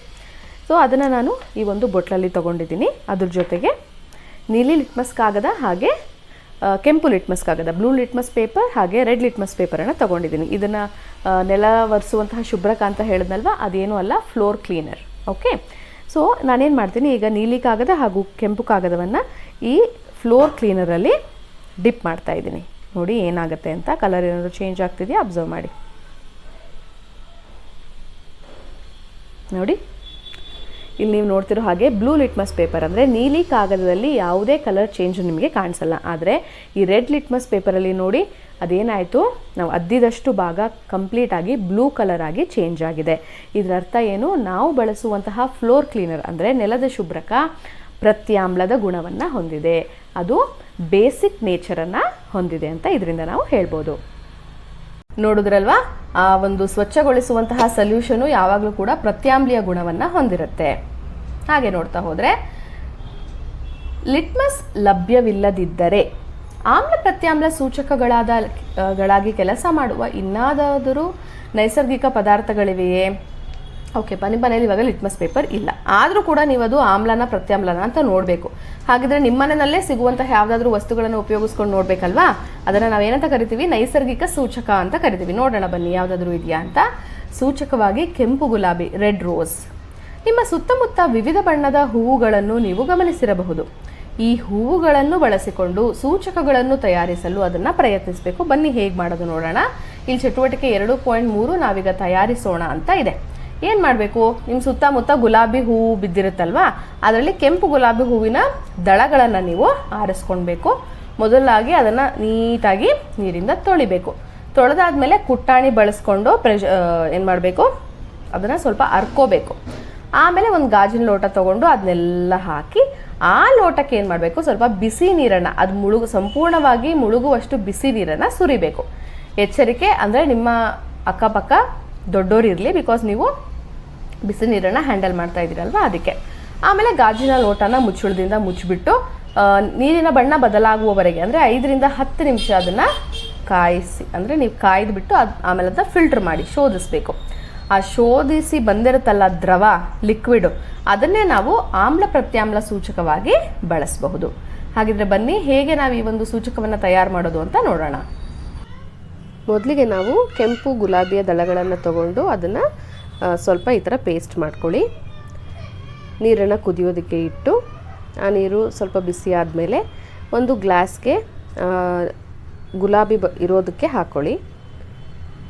ಸ್ವಲ್ಪ ಹೊತ್ತು 10 ರಿಂದ 15 ನಿಮಿಷ ಹಾಗೆ ಇಟ್ಟು ತಟ್ಟೆಯಿಂದ ಮುಚ್ಚಿಡಿ. ನೋಡಿದ್ರಿ ಅಲ್ವಾ? ಹಾಗೆಯೇ ಚಟುವಟಿಕೆ 2.4 ನಾವೀಗ ಕಂಡು ಹಿಡಿಯೋಣ. ಪ್ರತ್ಯಾಮ್ಲದ ಸೂಚಕವನ್ನು, ಆಮ್ಲ ಪ್ರತ್ಯಾಮ್ಲದ ಸೂಚಕವನ್ನೇನೋ ತಯಾರಿಸಿದ್ರಿ, ಆದರೆ ಹೇಗೆ ಅದನ್ನು ನಾವು ಆಮ್ಲ ಮತ್ತು ಪ್ರತ್ಯಾಮ್ಲ ಕಂಡು ಹಿಡಿಯೋದಕ್ಕೆ ಬಳಸೋದು ಅಂತ ನೋಡೋಣ ಇವಾಗ. ಈಗ ತಯಾರಿಸಿದಂತಹ ಕೆಂಪು ಗುಲಾಬಿ ಸಾರದ 10 ರಿಂದ 20 ಹನಿಗಳನ್ನು 2 ಬಾಟಲ್ ಅಥವಾ ಟೆಸ್ಟ್ ಟ್ಯೂಬಲ್ಲಿ ತಗೊಳ್ಬೇಕು ಪ್ರನಾಳದಲ್ಲಿ. ಅವುಗಳನ್ನು ಎ ಮತ್ತು ಬಿ ಅಂತ ಗುರುತಿಸಬೇಕು. ಆಮೇಲೆ ಹನಿಗಳ ಸಹಾಯದಿಂದ ಪ್ರನಾಳ ಎಯಲ್ಲಿ 20 ರಿಂದ 30 ಹನಿ ನಿಂಬೆ ರಸ ಹಾಕಬೇಕು. ಬಿ ಪ್ರನಾಳದಲ್ಲಿ 20 ರಿಂದ 30 ಹನಿ ಸಾಬೂನು ದ್ರಾವಣವನ್ನು ಹಾಕಬೇಕು. ಹೂವಿನ ಸಾರದ ಬಣ್ಣದಲ್ಲಿ ಏನಾದರೂ ಬದಲಾವಣೆ ಆಗುತ್ತಾ ಅನ್ನೋದನ್ನು 2.3 ಕೋಷ್ಟಕದಲ್ಲಿ ದಾಖಲಿಸಬೇಕು. ಇದನ್ನು ಚಟುವಟಿಕೆ 2.1ರಲ್ಲಿ ಬಳಸಿದ ಇತರ ಮಾದರಿಯೊಂದಿಗೂ ಕೂಡ ನೀವು ಪುನರಾವರ್ತಿಸಬಹುದು. ಹಾಗೆ ಕೋಷ್ಟಕದಲ್ಲಿ ನೀವು ಅದನ್ನು ಬರಿಬಹುದು. ಹಾಗಿದ್ರೆ ಬನ್ನಿ ಚಟುವಟಿಕೆ 2.4 ಮಾಡಿ ನೋಡೋಣ. ಈ ಆ್ಯಕ್ಟಿವಿಟಿ ಅಥವಾ ಚಟುವಟಿಕೆಯಲ್ಲಿ ನಾವು ಕೆಂಪು ಗುಲಾಬಿಯ ಸಾರವನ್ನು ಹೇಗೆ ಪ್ರಿಪೇರ್ ಮಾಡೋದು ಅಂತ ನೋಡೋಣ. ಮೊದಲನೇದಾಗಿ ಏನಿಲ್ಲ, ಒಂದಿಷ್ಟು ಗುಲಾಬಿ ದಳಗಳನ್ನು, ಪೆಟಲ್ಸನ್ನು ನೀವೇನು ಮಾಡಬೇಕು, ಕುಟ್ಟಿ ಅದನ್ನು ಸ್ವಲ್ಪ ಪೇಸ್ಟ್ ಥರ ಮಾಡ್ಕೊಳ್ಳಿ. ಆಮೇಲೆ ಈ ಥರ ಒಂದು ಲೋಟಕ್ಕೆ ಹಾಕಿಬಿಟ್ಟು ಅದಕ್ಕೆ ಬಿಸಿ ನೀರನ್ನು ತುಂಬಿ, ಅದು ಮುಳುಗುವಷ್ಟು ತುಂಬಿ ಅದನ್ನು ಮುಚ್ಚಿ 10 ರಿಂದ 15 ನಿಮಿಷ ಸಪ್ರೇಟಾಗಿ ಇಡಬೇಕು. ಆವಾಗ ನಿಮಗೆ ಏನು ಸಿಗುತ್ತೆ ಗೊತ್ತಾ? ಈ ನೋಡಿ, ಇಲ್ಲಿ ಈ ಥರ ಒಂದು ದ್ರಾವಣ ನಿಮಗೆ ಸಿಗುತ್ತೆ. ಇದು ಕೆಂಪು ಗುಲಾಬಿಯ ಸೂಚಕ ಅಂತ ಕೂಡ ನಾವು ಕರಿತೀವಿ. ಇದನ್ನು ಬಳಸ್ಕೊಂಡು ಪದಾರ್ಥ ಆಮ್ಲೀಯವೋ, ಪ್ರತ್ಯಾಮ್ಲೀಯವೋ ಅಥವಾ ತಟಸ್ಥವೋ ಅಂತ ನಾವು ಇದನ್ನು ಕಂಡುಹಿಡಿಬೋದು. ಸೊ ನಾನಿಲ್ಲಿ ಟೆಸ್ಟ್ ಮಾಡಲಿಕ್ಕೆ 3 ದ್ರಾವಣಗಳನ್ನು ತೆಗೆದುಕೊಂಡಿದ್ದೀನಿ. ಹುಣಸೆ ರಸ, ವಾಷಿಂಗ್ ಪೌಡರ್ನ ದ್ರಾವಣ ಹಾಗೂ ಸಕ್ಕರೆ ದ್ರಾವಣವನ್ನು ನಾನಿಲ್ಲಿ ತೆಗೆದುಕೊಂಡಿದ್ದೀನಿ. ಮೊದಲನೇದಾಗಿ ಏನು ಮಾಡಬೇಕು ಅಂತ ಅಂದರೆ, ಸ್ವಲ್ಪ ಗುಲಾಬಿಯ ದ್ರಾವಣವನ್ನು ತಗೊಳ್ಳೋಣ. 3ಕ್ಕೂ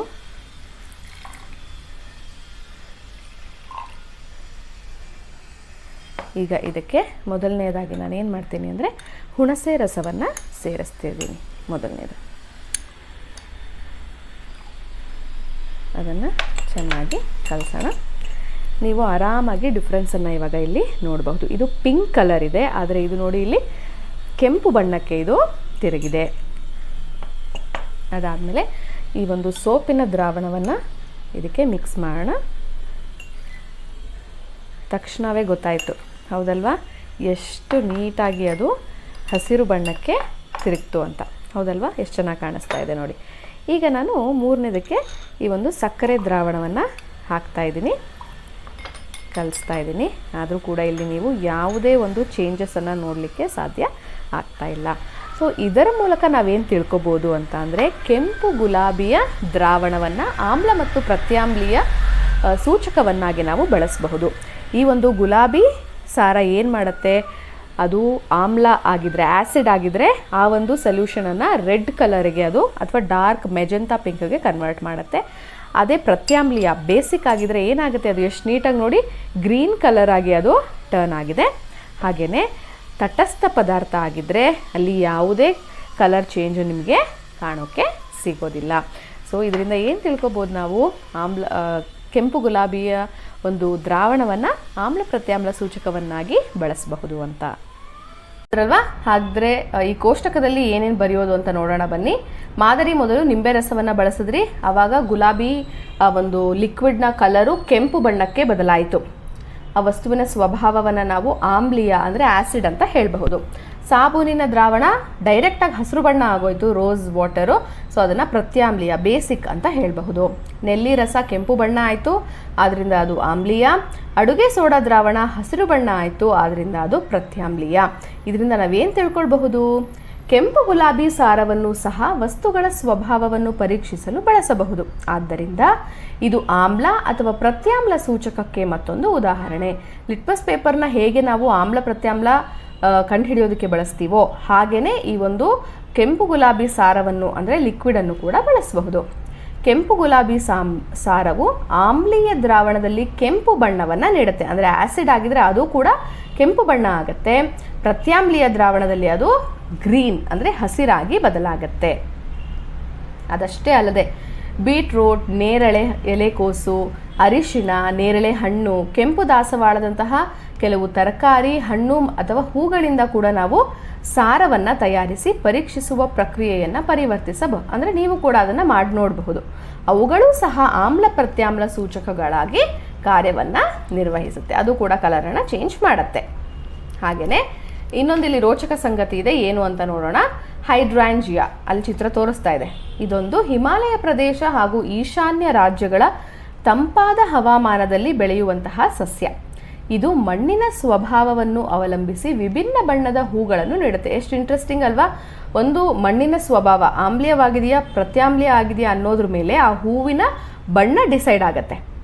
ಆಮ್ಲೀಯ ಮತ್ತು ಆಮ್ಲೀಯ ಅಕಸ್ಮಾತ್ ಮಣ್ಣೇನಾದರೂ ಆಮ್ಲೀಯ ಆಸಿಡಿಕ್ ಇದ್ದರೆ ನೀಲಿ ಬಣ್ಣದ ಹೂಗಳನ್ನು ಅದು ಬಿಡುತ್ತೆ. ಹಾಗೆಯೇ ಪ್ರತ್ಯಾಮ್ಲೀಯ ಮಣ್ಣಿನಲ್ಲಿ ಏನಾದರೂ ಇದ್ದರೆ ಗುಲಾಬಿ ಅಂದರೆ ಪಿಂಕ್ ಕಲರ್ ಅಥವಾ ರೆಡ್ ಕಲರ್ ಹೂಗಳನ್ನು ಅದು ಬಿಡುತ್ತೆ. ತೋಟಗಾರರು ಮಣ್ಣಿನ ಆಮ್ಲೀಯ ಅಥವಾ ಪ್ರತ್ಯಾಮ್ಲೀಯ ಸ್ವಭಾವವನ್ನು ಸರಿಹೊಂದಿಸಿ ಹೈಡ್ರಾಂಜಿಯಾ ಹೂಗಳ ಬಣ್ಣವನ್ನು ಬದಲಾಯಿಸಬಲ್ಲರೆ? ಖಂಡಿತ ಹೌದು ಅಲ್ವಾ? ತೋಟಗಾರರು ಇವಾಗ ಮಣ್ಣನ್ನು ತುಂಬ ಆಮ್ಲೀಯ ಮಾಡಿ ನೀಲಿ ಕಲರ್ ಹೂವನ್ನಾದರೂ ಮಾಡಬಹುದು, ಅಥವಾ ತುಂಬ ಪ್ರತ್ಯಾಮ್ಲೀಯ ಮಾಡಿ ಏನು ಮಾಡಬಹುದು, ಕೆಂಪು ಅಥವಾ ಗುಲಾಬಿ ಬಣ್ಣದ ಹೂಗಳನ್ನು ಕೂಡ ಅವರು ಪಡಿಬಹುದು. ಈಗ ನಾವು ಗುಲಾಬಿಯ ಸಾರವನ್ನು ನೋಡಿದ್ವಿ. ಹಾಗೆಯೇ ಇನ್ನೊಂದು ಸೂಚಕವನ್ನು ನೋಡೋಣ. ಅದು ಸೂಚಕವಾಗಿ ಅರಿಶಿಣ. ಇದು ಕೂಡ ಒಂದು ಆ್ಯಕ್ಟಿವಿಟಿ. ಒಂದು ಗಾಜಿನ ತಟ್ಟೆ ತೊಗೋಬೇಕು ಅಥವಾ ಬಟ್ಟಲಿನಲ್ಲಿ ಏನು ಮಾಡಬೇಕು, ಅರಿಶಿನ ತೊಗೊಂಡು ಸ್ವಲ್ಪ ನೀರು ಬೆಳೆಸ್ಬಿಟ್ಟು ಅದನ್ನು ಪೇಸ್ಟಾಗಿ ಮಾಡ್ಕೊಳ್ಬೇಕು. ಅದು ಹಳದಿ ಬಣ್ಣ ತಿರುಗೋವರೆಗೂ ಒಂದು ವೈಟ್ ಕಲರ್ ಶೀಟನ್ನು ಅದರಲ್ಲಿ ನೆನೆಸಿಡ್ಬಿಟ್ಟು ಅದನ್ನು ಹೊರ ತೆಗೆದುಬಿಟ್ಟು ಒಣಗೋದಕ್ಕೆ ಅದನ್ನು ಬಿಡಬೇಕು. ಈ ಹಳದಿ ಕಾಗದವನ್ನು ತೆಳುವಾದ ಪಟ್ಟಿಗಳಾಗಿ ಕತ್ತರಿಸಿ, ಅಂದರೆ ಚಿಕ್ಕ ಚಿಕ್ಕ ಪೀಸಾಗಿ ಕತ್ತರಿಸಿ ಅದನ್ನು ಅರಿಶಿಣ ಕಾಗದವಾಗಿ ಬಳಸಬಹುದು. ಈ ಒಂದು ಡ್ರಾಪರ್ ಹನಿಕವನ್ನು ಬಳಸಿ ಚಟುವಟಿಕೆ 2.1ರಲ್ಲಿ ನೀವು ಯಾವ್ಯಾವ ಸೊಲ್ಯೂಷನ್ಸನ್ನು ಬಳಸಿದ್ರಲ್ಲ ಅದೆಲ್ಲದ ಮಾದರಿಗಳನ್ನು ಒಂದೊಂದು ಡ್ರಾಪು ಈ ಅರಿಶಿಣದ ಸೂಚಕದ ಮೇಲೂ ಕೂಡ ಬಿಡ್ತಾ ಬಂದರೆ ಏನಾಗುತ್ತೆ ಕಲರು ಅನ್ನೋದನ್ನು ನೀವು ಕೋಷ್ಟಕ 2.4ರಲ್ಲಿ ಬರಿಬೇಕು. ಹಾಗಿದ್ರೆ ನಾವು ಕೋಷ್ಟಕ ಫಿಲ್ ಮಾಡಬೇಕು ಅಂದರೆ ಆ್ಯಕ್ಟಿವಿಟಿ ಮಾಡಲೇಬೇಕು. ಬನ್ನಿ ನೋಡ್ಕೊಂಡು ಬರೋಣ. ಈ ಆ್ಯಕ್ಟಿವಿಟಿಯಲ್ಲಿ ನಾವು ಈ ಒಂದು ಅರಿಶಿಣದ ಸೂಚಕವನ್ನು ಹೇಗೆ ತಯಾರಿಸೋದು, ಈ ಪಟ್ಟಿಯನ್ನು ಅಂತ ನೋಡೋಣ. ಏನಿಲ್ಲ, ಅರಿಶಿಣವನ್ನು ನೀರಲ್ಲಿ ನೀವು ಮಿಕ್ಸ್ ಮಾಡಿ ಈ ಥರ ನೀರನ್ನು ಮಾಡಿಕೊಂಡು ಅದನ್ನು ಪೂರ್ತಿಯಾಗಿ ಮುಳುಗಿಸಬಹುದು, ಅಥವಾ ಇದ್ರ ಮೇಲೆ ಜಸ್ಟ್ ಪೇಸ್ಟನ್ನು ಹಚ್ಚಿ ಕಂಪ್ಲೀಟಾಗಿ ಈ ಥರ ಡ್ರೈ ಮಾಡ್ಕೊಳ್ಬೇಕು. ಅದಾದಮೇಲೆ ಇದನ್ನು ನಾವು ಈ ಥರ ಸ್ಟ್ರಿಪ್ಸ್ ಥರ ಕಟ್ ಮಾಡಬೇಕು. ಈ ಸ್ಟ್ರಿಪ್ಸಿಂದ ನಾವು ಇಲ್ಲಿ ಕೊಟ್ಟಿರುವಂತಹ ಪದಾರ್ಥಗಳು ಕಲರ್ ಚೇಂಜ್ ಮಾಡುತ್ತೋ ಇಲ್ವೋ, ಆಮ್ಲಿಯೋ ಪ್ರತ್ಯಾಮ್ಲವೋ ಅಂತ ಕಂಡುಹಿಡಿಬೋದು. ಈ ಸ್ಟ್ರಿಪ್ಸನ್ನು ನಾನು ಆಲ್ರೆಡಿ ಇಲ್ಲಿ ಇಟ್ಟಿದ್ದೀನಿ. ನಾವು ಮೊದಲನೇ ಚಟುವಟಿಕೆಯಲ್ಲಿ ತೆಗೆದುಕೊಂಡಂತಹ ಪದಾರ್ಥಗಳನ್ನೇ ನಾನು ಮತ್ತೆ ತೆಗೆದುಕೊಂಡಿದ್ದೀನಿ. ಬನ್ನಿ ನೋಡೋಣ ಏನಾಗುತ್ತೆ ಅಂತ. ಮೊದಲನೆಯದಾಗಿ ನಿಂಬೆ ರಸ ಇದೆ. ಆ ನಿಂಬೆ ರಸವನ್ನು ಈ ಒಂದು ಅರಿಶಿಣದ ಸೂಚಕದ ಪಟ್ಟಿಯ ಮೇಲೆ ಹಾಕ್ತಾ ಇದ್ದೀನಿ. ನೀವು ನೋಡ್ಬೋದು ಅಲ್ಲಿ ಏನೂ ಕಲರ್ ಚೇಂಜ್ ಆಗಲಿಲ್ಲ. ಈಗ ಸಾಬೂನಿನ ದ್ರಾವಣ ಇದು ಪಟ್ಟಿ ಮೇಲೆ ಹಾಕಿದಾಗ ನೋಡಿ ಯಾವ ಥರ ಅದು ರೆಡ್ ಕಲರ್ ಆಗಿ ಟರ್ನ್ ಆಯಿತು ಅಂತ. ಇದಕ್ಕೂ ಡಿಫ್ರೆನ್ಸನ್ನು ನೀವು ಕಂಪ್ಲೀಟಾಗಿ ನೋಡಬಹುದು. ನೆಕ್ಸ್ಟ್ ಇಲ್ಲಿ ನಾನು ಹುಣಸೆ ಹಣ್ಣಿನ ದ್ರಾವಣವನ್ನು ಹಾಕ್ತಾ ಇದ್ದೀನಿ. ಅದು ಮೊದಲೇ ಬ್ರೌನ್ ಕಲರಿಂದ ರೆಡ್ ಥರ ಕಾಣಿಸ್ಬೋದು. ನೋಡಿ ಇವಾಗ ಅದು ಚೇಂಜ್ ಆಗಿಲ್ಲ. ನೆಕ್ಸ್ಟು ವಿನೇಗರ್, ಅದು ಕೂಡ ಚೇಂಜ್ ಆಗಲಿಲ್ಲ. ಅಡುಗೆ ಸೋಡಾದ ದ್ರಾವಣ ನೋಡ್ಬೋದು ನೀವು ಎಷ್ಟು ರೆಡ್ಡಾಗಿ ಕನ್ವರ್ಟ್ ಆಗ್ತಾ ಇದೆ ಅಂತ. ಹಾಗೆ ಸುಣ್ಣದ ತಿಳಿ ನೋಡಿ ಅದು ಕೂಡ ಕೆಂಪು ಬಣ್ಣದಾಗಿ ಟರ್ನ್ ಆಯಿತು. ಇದು ನಾರ್ಮಲ್ ಟ್ಯಾಪ್ ವಾಟರ್, ನಲ್ಲಿ ನೀರು, ಯಾವುದೇ ತರಹದ ಚೇಂಜಸ್ ಇಲ್ಲ. ಇದು ಸೋಪಿನ ದ್ರಾವಣ ನೋಡಿ ಎಷ್ಟು ಬೇಗ ರೆಡ್ ಆಯಿತು ಅಂತ. ಇದು ಸಕ್ಕರೆಯ ದ್ರಾವಣ, ಯಾವುದೇ ಚೇಂಜಸ್ ಇರಲ್ಲ. ಹಾಗೆ ಉಪ್ಪಿನ ದ್ರಾವಣವನ್ನು ನೋಡಿದ್ರೂ ಕೂಡ ಅಲ್ಲಿ ನೀವು ಯಾವುದೇ ಒಂದು ಚೇಂಜಸನ್ನು ನಿಮಗೆ ಕಾಣಿಸೋದಿಲ್ಲ. ಹಾಗಿದ್ರೆ ಇದರಿಂದ ನಾವೇನು ತಿಳ್ಕೊಬೋದು ಅಂದರೆ ಅರಿಶಿಣದ ಸೂಚಕವನ್ನು ನಾವು ಪ್ರತ್ಯಾಮ್ಲವನ್ನು ಹೇಗೆ ಕಂಡುಹಿಡಿಯಬಹುದು ಅಂತ ತಿಳ್ಕೊಳ್ಬಹುದು. ಲಿಟ್ಮಸ್ ಕಾಗದದಲ್ಲಿ ಅಂದರೆ ನೀಲಿ ಲಿಟ್ಮಸ್ ಕಾಗದ, ಬ್ಲೂ ಲಿಟ್ಮಸ್ ಪೇಪರು ರೆಡ್ ಮಾಡಿದ್ದು ಆ್ಯಸಿಡಿಕ್ ಅಂತ ಏನು ತೋರಿಸ್ತಲ್ವಾ, ಆ ಆ್ಯಸಿಡ್ ಸೊಲ್ಯೂಷನ್ಸ್ ಇಲ್ಲಿ ಯಾವುದೂ ಕೂಡ ಅರಿಶಿಣದ ಕಾಗದದ ಕಲರನ್ನು ಚೇಂಜ್ ಮಾಡಲಿಲ್ಲ. ಅಂದರೆ ಯೆಲ್ಲೋ ಕಲರ್ ಆಗಿ ಅದು ಉಳಿತು. ಹಾಗೆಯೇ ರೆಡ್ ಲಿಟ್ಮಸ್ ಕಾಗದವನ್ನು ಬ್ಲೂ ಆಗಿ ಯಾವ್ಯಾವುದು ಪರಿವರ್ತನೆಯನ್ನು ಮಾಡ್ತು ಅಂದರೆ ಪ್ರತ್ಯಾಮ್ಲಗಳು ಅಂತ ಏನು ಕರೆದ್ವಲ್ವ ನಾವು, ಅದೆಲ್ಲ ಸೊಲ್ಯೂಷನ್ ನೋಡಿ. ಇಲ್ಲಿ ಸಾಬೂನಿನ ದ್ರಾವಣ ಇರಬಹುದು, ಹಾಗೆ ಅಡುಗೆ ಸೋಡಾದ ದ್ರಾವಣ, ಸುಣ್ಣದ ತಿಳಿ ನೀರು ಇರಬಹುದು, ವಾಷಿಂಗ್ ಪೌಡರ್ ದ್ರಾವಣ ಇರಬಹುದು. ಇದಿಷ್ಟು ಕೂಡ ಏನು ಮಾಡ್ತು, ಈ ಒಂದು ಹಳದಿಯಾಗಿರುವಂತಹ ಕಾಗದಗಳನ್ನು ಇಲ್ಲಿ ನೋಡಿ ಈ ಒಂದು ಕೆಂಪು ಬಣ್ಣಕ್ಕೆ ಎಷ್ಟು ಚೆನ್ನಾಗಿ ಟರ್ನ್ ಮಾಡಿದೆ ಅಂತ. ಸೊ ಇದರಿಂದ ಏನು ತಿಳ್ಕೊಬೋದು, ನಾವು ಪ್ರತ್ಯಾಮ್ಲಗಳನ್ನು ಈ ಅರಿಶಿಣದ ಸೂಚಕದ ಸಹಾಯದಿಂದ ಸುಲಭವಾಗಿ ಕಂಡುಹಿಡಿಯಬಹುದು. ಆರ್ ಯೆಲ್ಲೋ ಕಲರ್ ಆಗೇ ಇದ್ದರೆ ಅದು ಆಮ್ಲ ಆಗಿರಬಹುದು ಅಥವಾ ತಟಸ್ಥನೂ ಆಗಿರಬಹುದು. ಆದರೆ ಇದು ಕೆಂಪು ಬಣ್ಣಕ್ಕೆ ತಿರುಗಿದ್ರೆ ಇದನ್ನು ಪ್ರತ್ಯಾಮ್ಲ ಅಂತ ನಾವು ಕರಿಬಹುದು. ನೋಡಿದ್ರಲ್ವಾ ಎಷ್ಟು ಇಂಟ್ರೆಸ್ಟಿಂಗ್ ಆಗಿ ಕಲರ್ ಚೇಂಜ್ ಆಯ್ತಲ್ವಾ. ಇಲ್ಲೂ ನೋಡಿ ಇದೊಂದು ಪಿಕ್ಚರ್ ಇದೆ. ಸೊ ಹೇಗೆ ನೀವು ಆ ಒಂದು ಅರಿಶಿಣ ಕಾಗದವನ್ನು ಪ್ರಿಪೇರ್ ಮಾಡಬೇಕು ಅನ್ನುವಂತಹ ಪಿಕ್ಚರ್ ಇದು ಅಷ್ಟೇ. ಆಮೇಲೆ ಕೋಷ್ಟಕ 2.4 ಇವಾಗ ಫಿಲ್ ಮಾಡೋಣ. ಅರಿಶಿಣ ಕಾಗದದಿಂದ ಮಾದರಿಗಳ ಸ್ವರೂಪವನ್ನು ಪರೀಕ್ಷಿಸಿದ್ದೀವಿ ಆಲ್ರೆಡಿ ನಾವು. ನಿಂಬೆ ರಸ ಏನು ಮಾಡ್ತು, ಆ ಅರಿಶಿಣದ ಕಾಗದದ ಪಟ್ಟಿ ಏನು ಬದಲಾಗಲೇ ಇಲ್ಲ, ಹಳದಿ ಬಣ್ಣ ಹಾಗೆ ಉಳಿತು. ಆದರೆ ಸಾಬೂನಿನ ದ್ರಾವಣ ಕೆಂಪು ಬಣ್ಣಕ್ಕೆ ಬದಲಾಗುತ್ತೆ, ನೆಲ್ಲಿ ರಸ ಬಣ್ಣ ಬದಲಾಗೋದಿಲ್ಲ, ಹಳದಿಯಾಗಿ ಯೆಲ್ಲೋ ಕಲರೇ ಉಳಿಯುತ್ತೆ. ಅಡುಗೆ ಸೋಡಾ ದ್ರಾವಣ ಮಾತ್ರ ಕೆಂಪು ಬಣ್ಣಕ್ಕೆ ಅದು ಬದಲಾಯಿತು. ಈಗೊಂದು ಕ್ವೆಶ್ಚನ್ನು, ನನ್ನ ಬಳಿ ಅಂಗಿಯ ಮೇಲೆ ಸಾಂಬಾರಿನ ಕಲೆಯಾಗಿತ್ತು ಮತ್ತು ಸಾಬೂನು ಹಚ್ಚಿದಾಗ ಅದರ ಬಣ್ಣ ಬದಲಾಯಿತು. ಈಗ ನನಗೆ ಅದರ ಕಾರಣ ಕೂಡ ತಿಳಿಯಿತು. ಹೌದಲ್ವಾ, ವೈಟ್ ಬಟ್ಟೆ ಅಂತ ಅಷ್ಟೇ ಅಲ್ಲ, ಯಾವುದೇ ಕಲರ್ ಬಟ್ಟೆ ಆಗಿದ್ರೂ ಕೂಡ ಯಾವುದಾದ್ರೂ ಒಂದು ಅರಿಶಿಣದ ಕಲೆ ಆಗಿ ಇದ್ದರೆ ಆಮೇಲೆ ಅದನ್ನು ನೀವೇನಾದರೂ ಸೋಪ್ ತೊಗೊಂಡು ವಾಶ್ ಮಾಡಿಬಿಟ್ರೆ ಏನಾಗುತ್ತೆ, ಅದು ಕೆಂಪು ಬಣ್ಣಕ್ಕೆ ಬದಲಾಗುತ್ತೆ. ಏನಕ್ಕೆ ಬದಲಾಯಿತು, ಅರಿಶಿಣ ಒಂದು ಸೂಚಕ, ಹಾಗೆ ನೀವು ಬಳಸ್ತಾ ಇರುವಂತಹ ಸಾಬೂನು ಆಮ್ಲನ ಪ್ರತ್ಯಾಮ್ಲ ಹೌದಲ್ವಾ. ಆ ಪ್ರತ್ಯಾಮ್ಲದ ಜೊತೆಗೆ ಅದು ಸಂಪರ್ಕಕ್ಕೆ ಬಂದಾಗ ಏನಾಯಿತು, ಅರಿಶಿಣದ ಸೂಚಕ ನೆನ್ಪಿಟ್ಕೊಳ್ಳಿ ಅದು ಕೆಂಪು ಬಣ್ಣಕ್ಕೆ ಬದಲಾಗುತ್ತೆ. ಅದಕ್ಕೇನೆ ನಿಮ್ಮ ಬಟ್ಟೆಯು ಕೂಡ ಕೆಂಪು ಬಣ್ಣದ ಕಲೆಯಾಗಿ ಅದು ಬದಲಾಯಿತು.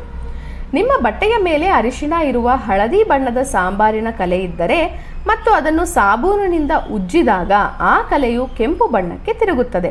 ಸಾಬೂನು ಪ್ರತ್ಯಾಮ್ಲೀಯ ಸ್ವಭಾವವನ್ನು ಹೊಂದಿರುವುದರಿಂದ ಇದು ಆಗತ್ತೆ. ನೆಕ್ಸ್ಟ್, ಅರಿಶಿಣ ಕಾಗದವನ್ನು ಆಮ್ಲೀಯ ಪದಾರ್ಥಗಳಿಗೆ ಸೂಚಕವಾಗಿ ಬಳಸಬಹುದೇ?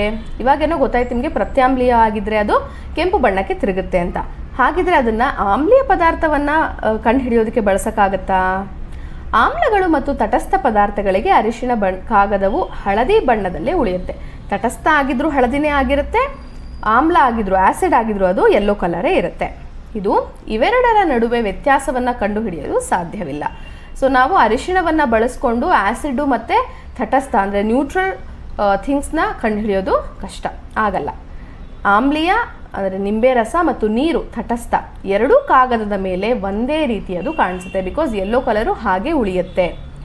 ನಮ್ಮ ಅವಲೋಕನಗಳ ಆಧಾರದ ಮೇಲೆ ಅರಿಶಿಣ ಕಾಗದವನ್ನು ಪ್ರತ್ಯಾಮ್ಲೀಯ ಪದಾರ್ಥಗಳನ್ನು ಪರೀಕ್ಷಿಸಲು ಬಳಸಬಹುದು ಎಂದು ನಾವು ತೀರ್ಮಾನಿಸಬಹುದು.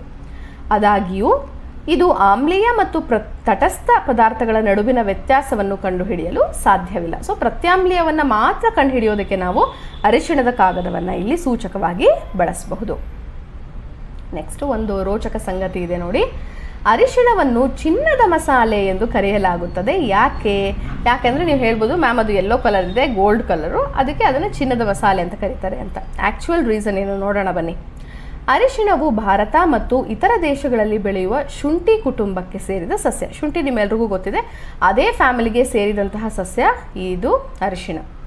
ಮನೆಗಳಲ್ಲಿ ದಿನನಿತ್ಯ ಬಳಸುವ ಸಾಮಾನ್ಯ ಮಸಾಲೆಯಾಗಿರುವ ಇದನ್ನು ಆಹಾರಕ್ಕೆ ಒದಗಿಸುವ ರುಚಿ ಮತ್ತು ಬಣ್ಣವನ್ನು ಮೀರಿದ ಪ್ರಯೋಜನಗಳಿಗಾಗಿ ಸಂಶೋಧಿಸಲಾಗುತ್ತದೆ. ಬರೀ ಊಟಕ್ಕೆ ಹಾಕೋದು, ಬರೀ ಕಲರ್ ಯೆಲ್ಲೋ ಕಲರ್ ಬರೋದಕ್ಕಷ್ಟೇ ಅಲ್ಲದೇ ಸಾಕಷ್ಟು ಔಷಧೀಯ ಗುಣಗಳನ್ನು ಅರಿಶಿಣ ಹೊಂದಿದೆ.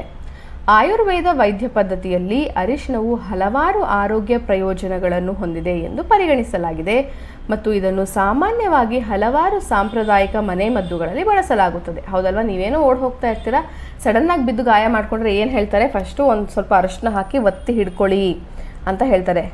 ಏನಕ್ಕೆ ಹೇಳ್ತಾರೆ? ಯಾಕಂದರೆ ಅದು ಆ್ಯಂಟಿ ಬ್ಯಾಕ್ಟೀರಿಯಲ್, ಅಂದರೆ ಅಲ್ಲಿ ಏನಾದರೂ ಅಕಸ್ಮಾತಾಗಿ ಕೀಟಾಣು ಇದ್ದರೆ ಅದನ್ನು ಅದು ಸಾಯಿಸಿಬಿಡುತ್ತೆ.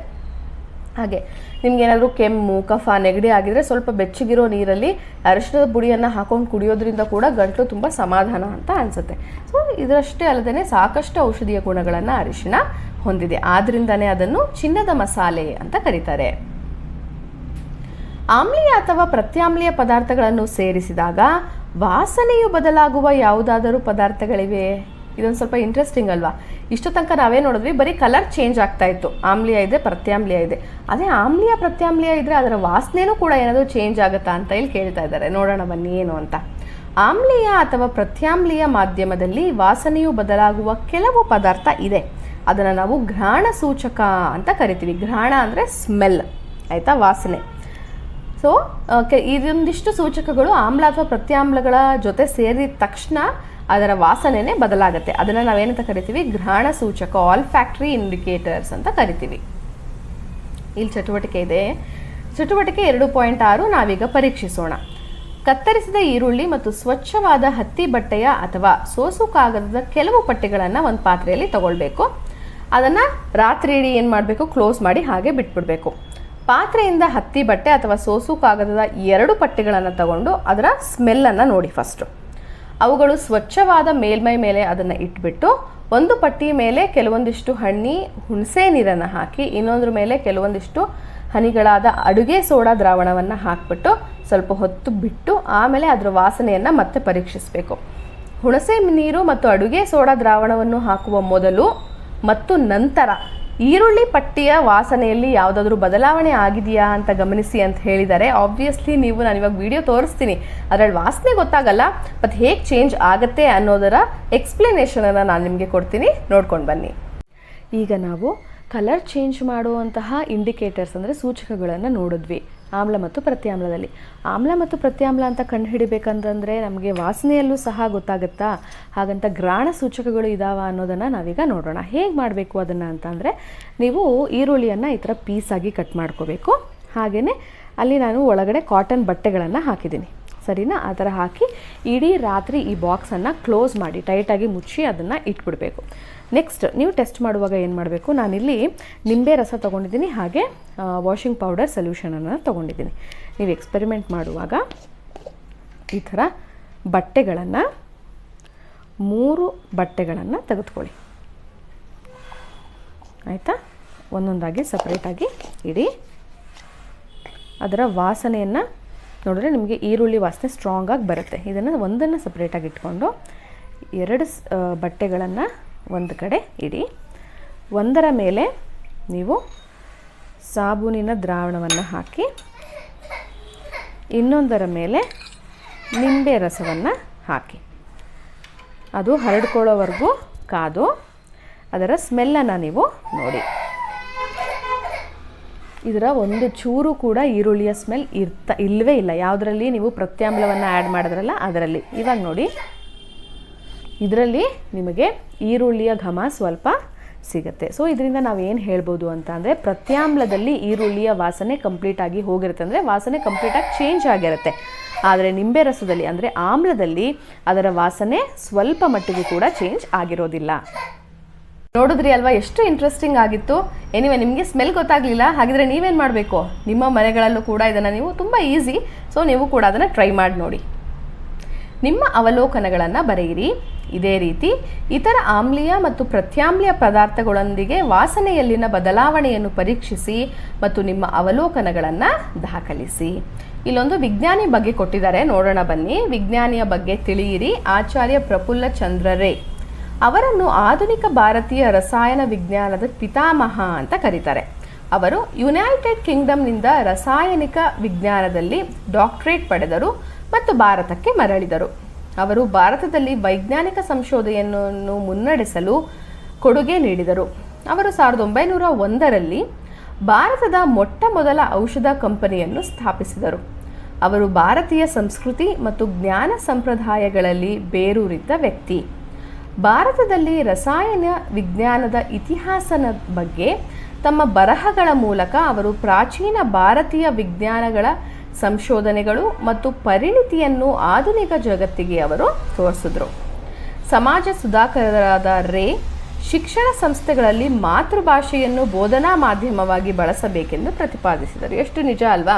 ನೀವಿವಾಗ ಯಾವುದೋ ಒಂದು ಸ್ಕೂಲಲ್ಲಿ ಓದ್ತಾ ಇದ್ದೀರಾ, ಆ ಸ್ಕೂಲು ನಿಮ್ಮ ಮದರ್ ಟಂಗಲ್ಲಿ ಹೇಳ್ಕೊಟ್ರೆ, ಮದರ್ ಟಂಗ್ ಅಂದರೆ ಏನು? ನೀವು ಮನೆಯಲ್ಲಿ ಮಾತಾಡುವಂತಹ ಭಾಷೆ, ಕನ್ನಡ ಆಗಿರಲಿ, ಹಿಂದಿ ಆಗಿರಲಿ. ಸೊ ಅದೇ ಒಂದು ಭಾಷೆಯಲ್ಲಿ ನಿಮಗೆ ಅವರು ಎಲ್ಲ ಸಬ್ಜೆಕ್ಟ್ಸನ್ನು ಹೇಳ್ಕೊಟ್ಟಾಗ ನಿಮಗೆ ಇನ್ನೂ ಚೆನ್ನಾಗಿ ಏನಾಗುತ್ತೆ ಅದು ಅರ್ಥ ಆಗ್ತಾ ಹೋಗುತ್ತೆ. ಸೊ ಯಾವುದೇ ಒಂದು ಶಿಕ್ಷಣ ಸಂಸ್ಥೆಯಲ್ಲಿ ತಮ್ಮ ಮದರ್ ಟಂಗನ್ನು ಯೂಸ್ ಮಾಡಬೇಕು ಅನ್ನೋದು ರೇ ಅವರ ವಾದ ಆಗಿತ್ತು. ಹಾಗೆ ನೋಡ್ತಾ ಹೋದರೆ ಆಮ್ಲೀಯ ವಸ್ತುಗಳು ಪ್ರತ್ಯಾಮ್ಲೀಯ ವಸ್ತುಗಳೊಂದಿಗೆ ಬೆರೆತಾಗ ಏನಾಗುತ್ತೆ? ಆಮ್ಲೀಯ ವಸ್ತು ಸಪ್ರೇಟಾಗಿ ಓದಿದ್ವಿ, ಪ್ರತ್ಯಾಮ್ಲೀಯನೂ ಸಪ್ರೇಟಾಗಿ ಓದಿದ್ವಿ. ಇದೆರಡು ಅಕಸ್ಮಾತ್ ಮಿಕ್ಸ್ ಆದರೆ ಏನಾಗುತ್ತೆ? ಒಂದು ಪ್ರಮಾಣದಲ್ಲಿ 1 ಹನಿ ನಿಂಬೆ ರಸವನ್ನು ತೆಗೆದುಕೊಂಡು ಅದಕ್ಕೆ ಸುಮಾರು 20 ಹನಿ ನೀರನ್ನು ಸೇರಿಸಿ, ಅದರ ಕಲರ್ ನೋಡಬೇಕು, ಬಣ್ಣವನ್ನು ಗಮನಿಸಿ. ಅದಕ್ಕೆ 1 ಹನಿ ನೀಲಿ ಲಿಟ್ಮಸ್ ದ್ರಾವಣವನ್ನು ಸೇರಿಸಿ. ಆಲ್ರೆಡಿ ನಿಮ್ಗೆ ಗೊತ್ತಾಗಿದೆ, ಲಿಟ್ಮಸ್ಸು ನೀರು ದ್ರಾವಣದಲ್ಲೂ ಇರುತ್ತೆ, ಹಾಗೆ ಪೇಪರ್ನಲ್ಲೂ ಅದು ಸಿಗುತ್ತೆ. ನೀವು ಬಣ್ಣದಲ್ಲಿ ಯಾವುದೇ ಬದಲಾವಣೆಯನ್ನು ಗಮನಿಸಿದ್ದೀರಾ? ಹನಿಕದ ಸಹಾಯದಿಂದ, ಹನಿಕ ಅಂದರೆ ಡ್ರಾಪ್ ಆಗಿ ಬೀಳುತ್ತಲ್ಲ ಅದು.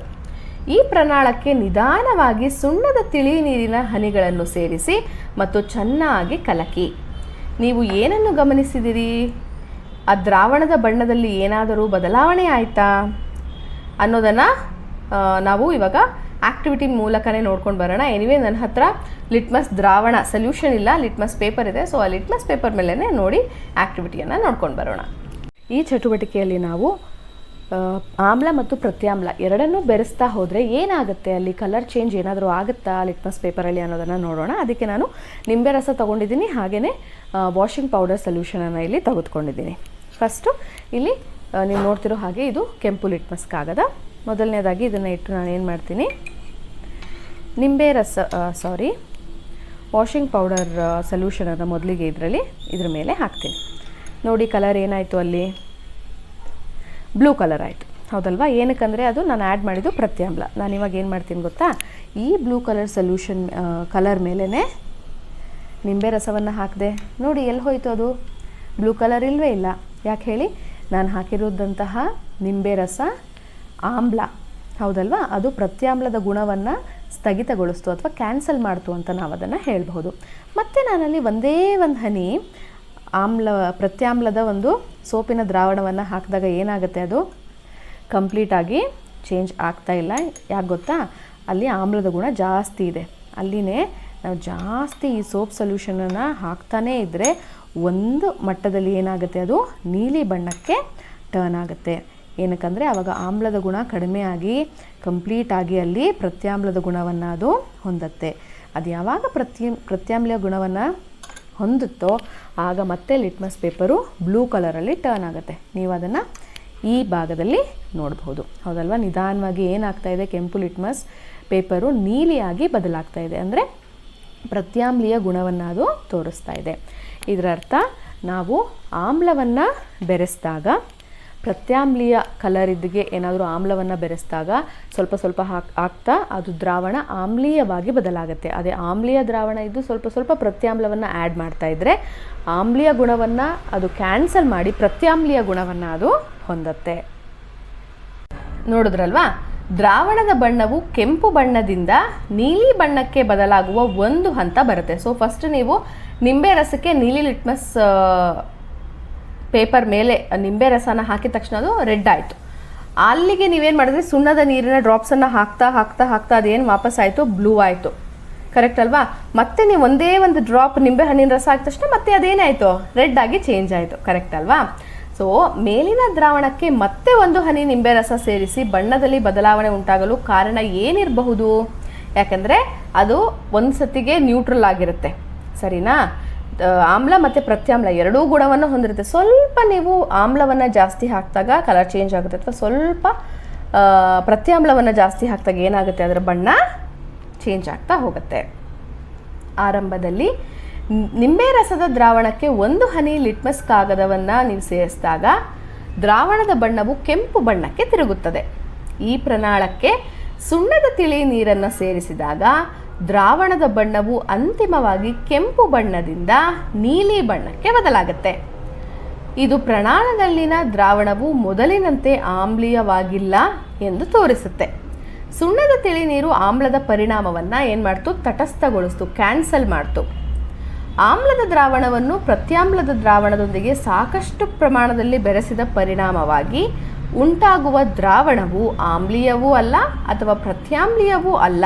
ಇದನ್ನು ನಾವು ತಟಸ್ಥೀಕರಣ ಕ್ರಿಯೆಗಳು ಅಂತ ಕರೀತಾರೆ. ನೋಡಿ ಅಲ್ಲಿ ಆಮ್ಲ ಪ್ಲಸ್ ಪ್ರತ್ಯಾಮ್ಲ ಲವಣವನ್ನು ಸಾಲ್ಟನ್ನು ಉಂಟು ಮಾಡುತ್ತೆ, ಪ್ಲಸ್ ನೀರು, ಹಾಗೂ ಅದು ನೀವು ಮುಟ್ಟೋದ್ರೆ ಸ್ವಲ್ಪ ಬಿಸಿಯಾಗಿ ಕೂಡ ಅಲ್ಲಿ ನೀವು ಕಾಣಬಹುದು. ಹಾಗಿದ್ರೆ ಈ ತಟಸ್ಥೀಕರಣವನ್ನು ನಾವು ಡೈಲಿ ಲೈಫ್ ಅಂದರೆ ದೈನಂದಿನ ಜೀವನದಲ್ಲಿ ಎಲ್ಲಾದರೂ ನೋಡ್ತೀವಾ ಅಂತ ಇದೆ ಇಲ್ಲಿ. ಸನ್ನಿವೇಶ 1, ಕೀರ್ತಿ ತೋಟದಲ್ಲಿರುವ ಮರದ ಕಾಂಡದ ಮೇಲೆ ತನ್ನ ಕೈಯನ್ನು ಇಟ್ಕೊಂಡು ಚಿಟ್ಟೆನ ಈ ಥರ, ಇದು ಕಾಂಡ ಅಂದ್ಕೊಳ್ಳಿ, ಇಲ್ಲಿ ಕೈ ಇಟ್ಕೊಂಡು ಸುಮ್ಮನೆ ಅವಳು ಚಿಟ್ಟೆ ನೋಡ್ಕೊಂಡು ನಿಂತಿದ್ಲು. ಅವಾಗೇನಾಯಿತು, ಕೆಂಪಿರುವೆ ಒಂದು ಕೈ ಮೇಲೆ ಬಂದು ಕಚ್ಚಿಬಿಡ್ತು. ಕಡಿತದ ನೋವಿನ ಜೊತೆಗೆ ಅವಳ ಚರ್ಮ ಏನಾಯಿತು, ಕೆಂಪಗಾಗೋಯ್ತು. ಅವಳ ಸೋದರ ತೇವವಾದ ಅಡುಗೆ ಸೋಡಾವನ್ನು ಬಾಧಿತ ಪ್ರದೇಶಕ್ಕೆ ಹಚ್ಚುವ ಮೂಲಕ ಅವಳಿಗೆ ಸಹಾಯ ಮಾಡಿದನು. ಇಲ್ಲಿ ಕಚ್ಚುತ್ತಲ್ವಾ, ಏನು ಮಾಡ್ದ ಅವರಣ್ಣ, ಸ್ವಲ್ಪ ಅಡುಗೆ ಸೋಡಾ ತೊಗೊಂಡ, ಸ್ವಲ್ಪ ನೀರು ಹಾಕಿ ಕಲಸಿ ಅದನ್ನು ಏನು ಮಾಡಿದ್ರು, ಚೆನ್ನಾಗಿ ಉಜ್ಜಿದ್ರು. ಆಗ ಒಂದು ನೋಯ್ತಿತ್ತಲ್ಲ ಆ ಜಾಗದ ಮೇಲೆ. ಇದು ಆಕೆಯ ನೋವನ್ನು ನಿವಾರಿಸಿತು. ಇದಕ್ಕೆ ಕಾರಣ ಏನಿರಬಹುದು? ಈಸಿ ಗೊತ್ತಾ, ಇರುವೆ ಕಚ್ಚುತ್ತಲ್ವ, ಆವಾಗ ಅದು ಒಂದು ಆ್ಯಸಿಡನ್ನು ಅವಳ ಚರ್ಮಕ್ಕೆ ಸೋಕ್ಸಿರುತ್ತೆ. ಯಾವ ಆ್ಯಸಿಡ್ಡು? ಫಾರ್ಮಿಕ್ ಆ್ಯಸಿಡ್ ಅಂತ ಕರಿತೀವಿ, ಆಯಿತಾ. ಈ ಬೇಕಿಂಗ್ ಸೋಡಾ ಏನು, ಅಡುಗೆ ಸೋಡಾ ಹೇಳಿ, ಏನದು? ಪ್ರತ್ಯಾಮ್ಲ ಅಲ್ವಾ. ಇರುವೆ ಕಚ್ಚಿದಾಗ ಬಿಟ್ಟಿದ್ದು ಅಲ್ಲಿ ಆಮ್ಲ, ನೀವು ಅದು ತೊಗೊಳ್ತಾ ಇರೋದು ಅಡುಗೆ ಸೋಡಾ ಪ್ರತ್ಯಾಮ್ಲ. ಪ್ರತ್ಯಾಮ್ಲನ ಆಮ್ಲದ ಬೇಲೆ ಉಜ್ಜಿದಾಗ ಏನಾಯ್ತದು, ತಟಸ್ಥ ಆಗೋಯ್ತು. ಸೊ ಆಮ್ಲದ ಒಂದು ತುಂಬ ಉರಿ ಏನಿತ್ತಲ್ವಾ, ಅದು ಪ್ರತ್ಯಾಮ್ಲ ಹಚ್ಚಿದ ತಕ್ಷಣ ತಟಸ್ಥ ಆಯಿತು, ಕ್ಯಾನ್ಸಲ್ ಆಯಿತು. ಅದಕ್ಕೋಸ್ಕರ ಅವಳಿಗೆ ಸಮಾಧಾನ ಆಯಿತು. ಇರುವೆ ಕಡಿದಾಗ ಅದು ಚರ್ಮಕ್ಕೆ ಆಮ್ಲೀಯ ದ್ರವ ಅಂದರೆ ಫಾರ್ಮಿಕ್ ಆಮ್ಲವನ್ನು ಚುಚ್ಚಿ ಸೇರಿಸುತ್ತೆ. ಪ್ರತ್ಯಾಮ್ಲವಾಗಿರುವ ತೇವಪೂರಿತ ಅಡುಗೆ ಸೋಡಾವನ್ನು ಸವರುವ ಮೂಲಕ ಆಮ್ಲದ ಪರಿಣಾಮವನ್ನು ಅದು ತಟಸ್ಥಗೊಳಿಸಬಹುದು. ಹಾಗೆ ನೋಡ್ತಾ ಹೋದರೆ ಸನ್ನಿವೇಶ 2, ರೈತರ ಪೋರ್ಟಲ್ನಲ್ಲಿ, ಅಂದರೆ ಪೋರ್ಟಲ್ ಅಂತ ಅಂದರೆ ಕೃಷಿಗೆ ಮತ್ತು ರೈತರಿಗೆ ಸಹಾಯ ಮಾಡುವಂತಹ ಆನ್ಲೈನ್ ವ್ಯವಸ್ಥೆ ಅದು. ರೈತರಿಬ್ಬರು ನನ್ನ ಸಸ್ಯಗಳು ಇತ್ತೀಚೆಗೆ ಚೆನ್ನಾಗಿ ಬೆಳೀತಾ ಇಲ್ಲ ಅಂತ ಪ್ರಶ್ನೆಯನ್ನು ಕೇಳ್ತಾರೆ. ವಿವರವಾದ ಚರ್ಚೆಯ ನಂತರ ರಾಸಾಯನಿಕ ಗೊಬ್ಬರಗಳ ಅತಿಯಾದ ಬಳಕೆಯು ಮಣ್ಣನ್ನು ಆಮ್ಲೀಯವಾಗಿಸುತ್ತದೆ ಎಂಬುದು ಕಂಡುಬಂತು. ಗೊಬ್ಬರ ಅಂತ ಅಂದರೆ ಏನು? ಸಸ್ಯಗಳು ಚೆನ್ನಾಗಿ ಬೆಳೀಲಿ ಅಂತ ನಾವು ಹಾಕ್ತೀವಲ್ವೇನಪ್ಪ ವಸ್ತು, ಅದನ್ನು ಗೊಬ್ಬರ ಅಂತ ಕರೀತಾರೆ. ಅವರಿಗೆ ಯಾವ ಪರಿಹಾರ ಒದಗಿಸಬಹುದು? ಇವಾಗ ಮಣ್ಣಲ್ಲಿ ಗೊಬ್ಬರ, ರಾಸಾಯನಿಕ ಗೊಬ್ಬರ, ಕೆಮಿಕಲ್ ಫರ್ಟಿಲೈಸರ್ ಹಾಕಿ ಅದು ಆಮ್ಲ ಆಗೋಗಿದೆ. ಅದನ್ನು ಸರಿ ಮಾಡಬೇಕು ಅಂದರೆ ಏನು ಮಾಡಬೇಕು? ಏನು ಆ್ಯಡ್ ಮಾಡಬೇಕು ನಾವಲ್ಲಿ? ಪ್ರತ್ಯಾಮ್ಲೀಯ ಅಲ್ವಾ. ತೀವ್ರ ಆಮ್ಲೀಯ ಸ್ವಭಾವದ ಮಣ್ಣಿನಲ್ಲಿ ಸಸ್ಯಗಳು ಚೆನ್ನಾಗಿ ಬೆಳೆಯುವುದಿಲ್ಲ. ಇದಕ್ಕೆ ಪ್ರತ್ಯಾಮ್ಲವಾದ ಸುಣ್ಣವನ್ನು ಅಲ್ಲಿ ಅವರು ಹಾಕಬೇಕು. ಸನ್ನಿವೇಶ 3, ಅಶ್ವಿನ್ ಸ್ನೇಹಿತನಾದ ಗುರ್ವೀರ್ ಕೈಗಾರಿಕಾ ಪ್ರದೇಶವೊಂದರ ಬಳಿ ವಾಸಿಸುತ್ತಿದ್ದಾನೆ. ಅಂದರೆ ಜಾಸ್ತಿ ಫ್ಯಾಕ್ಟ್ರೀಸ್ ಇರೋ ಕಡೆ ಅವನಿದ್ದಾನೆ. ತನ್ನ ನೆರೆಹೊರೆಯ ಸರೋವರಗಳಲ್ಲಿ ಮೀನುಗಳ ಸಂಖ್ಯೆ ದಿನದಿಂದ ದಿನಕ್ಕೆ ಕ್ಷೀಣಿಸುತ್ತದೆ ಎಂದು ಅವನು ಸ್ನೇಹಿತನೊಂದಿಗೆ ಹೇಳಿದನು. ಅವ್ರ ಮನೆ ಅಕ್ಕಪಕ್ಕ ಸ್ವಲ್ಪ ಚಿಕ್ಕ ಚಿಕ್ಕ ಕೆರೆ ಥರ ಇತ್ತು ಅನಿಸುತ್ತೆ. ಅದರಲ್ಲಿ ಮೀನು ಏನಾಗ್ತಾ ಇತ್ತು, ಸಂಖ್ಯೆ ಕಡಿಮೆ ಆಗ್ತಾ ಇತ್ತು, ಅಂದರೆ ಸಾಯ್ತಾ ಇದ್ವು ಜಾಸ್ತಿ. ಇದಕ್ಕೆ ಸಂಭಾವ್ಯ ಕಾರಣಗಳು ಯಾವುವು ಎಂದು ನೀವು ಭಾವಿಸುವಿರಿ? ಈಸಿ. ಕಾರ್ಖಾನೆ, ಫ್ಯಾಕ್ಟ್ರೀಸಿಂದ ಕೆಮಿಕಲ್ಸ್ ಬಿಡ್ತಿದ್ದಾರೆ ಅಂದರೆ ಅಲ್ಲಿ ಆ್ಯಸಿಡ್ ಲೆವೆಲ್ ಏನಾಗಿರುತ್ತೆ, ಜಾಸ್ತಿ ಇರುತ್ತೆ. ಅದರಿಂದ ಏನಾಗ್ತಾ ಇದೆ, ನೀರು ಮಾಲಿನ್ಯ ಆಗ್ತಿದೆ. ಅದರ ಕಾರಣದಿಂದಾಗಿ ಏನಾಗ್ತಾ ಇದೆ, ಮೀನುಗಳು ಸಾಯ್ತಾ ಇದ್ದಾವೆ. ಕಾರ್ಖಾನೆಯ ತ್ಯಾಜ್ಯವನ್ನು ಸರೋವರಕ್ಕೆ ಬಿಡುಗಡೆ ಮಾಡುತ್ತಿರುವುದು ಇದಕ್ಕೆ ಕಾರಣವಾಗಿರಬಹುದು. ಕಾರ್ಖಾನೆಯ ತ್ಯಾಜ್ಯವು ಆಮ್ಲೀಯವಾಗಿದ್ದರೆ ಸರೋವರದಲ್ಲಿರುವ ಮೀನುಗಳನ್ನು ಉಳಿಸಲು ಏನು ಮಾಡಬೇಕು?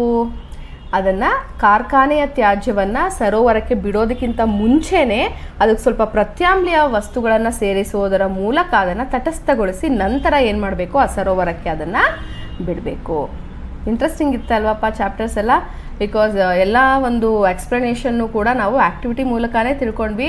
ಸೊ ಆಮ್ಲ ಅಂದರೆ ಏನು, ಪ್ರತ್ಯಾಮ್ಲ ಅಂದರೆ ಏನು, ತಟಸ್ಥ ಅಂದರೆ ಏನು, ಆಮ್ಲ ಮತ್ತು ಪ್ರತ್ಯಾಮ್ಲನ ಎರಡನ್ನೂ ಮಿಕ್ಸ್ ಮಾಡಿದಾಗ ಏನಾಗುತ್ತೆ ಅನ್ನೋದು ನಿಮಗೆ ಈ ಒಂದು ಆ್ಯಕ್ಟಿವಿಟೀಸ್ ಮತ್ತು ಚಾಪ್ಟರಲ್ಲಿ ಗೊತ್ತಾಯಿತು ಅಂತ ಅಂದ್ಕೊಳ್ತೀನಿ. ಸೊ ನಿಮಗೆ ಈ ಒಂದು ವಿಡಿಯೋ ಇಷ್ಟ ಆಗಿದರೆ ದಯವಿಟ್ಟು ಲೈಕ್ ಮಾಡಿ, ಶೇರ್ ಮಾಡಿ. ಹಾಗೆ ನೀವಿನ್ನೂ ನಮ್ಮ ಚಾನಲನ್ನು ಸಬ್ಸ್ಕ್ರೈಬ್ ಮಾಡ್ಕೊಂಡಿಲ್ಲ ಅಂದರೆ ದಯವಿಟ್ಟು ಸಬ್ಸ್ಕ್ರೈಬ್ ಮಾಡ್ಕೊಳ್ಳಿ ಅಂತ ಹೇಳ್ತಾ ಧನ್ಯವಾದಗಳು.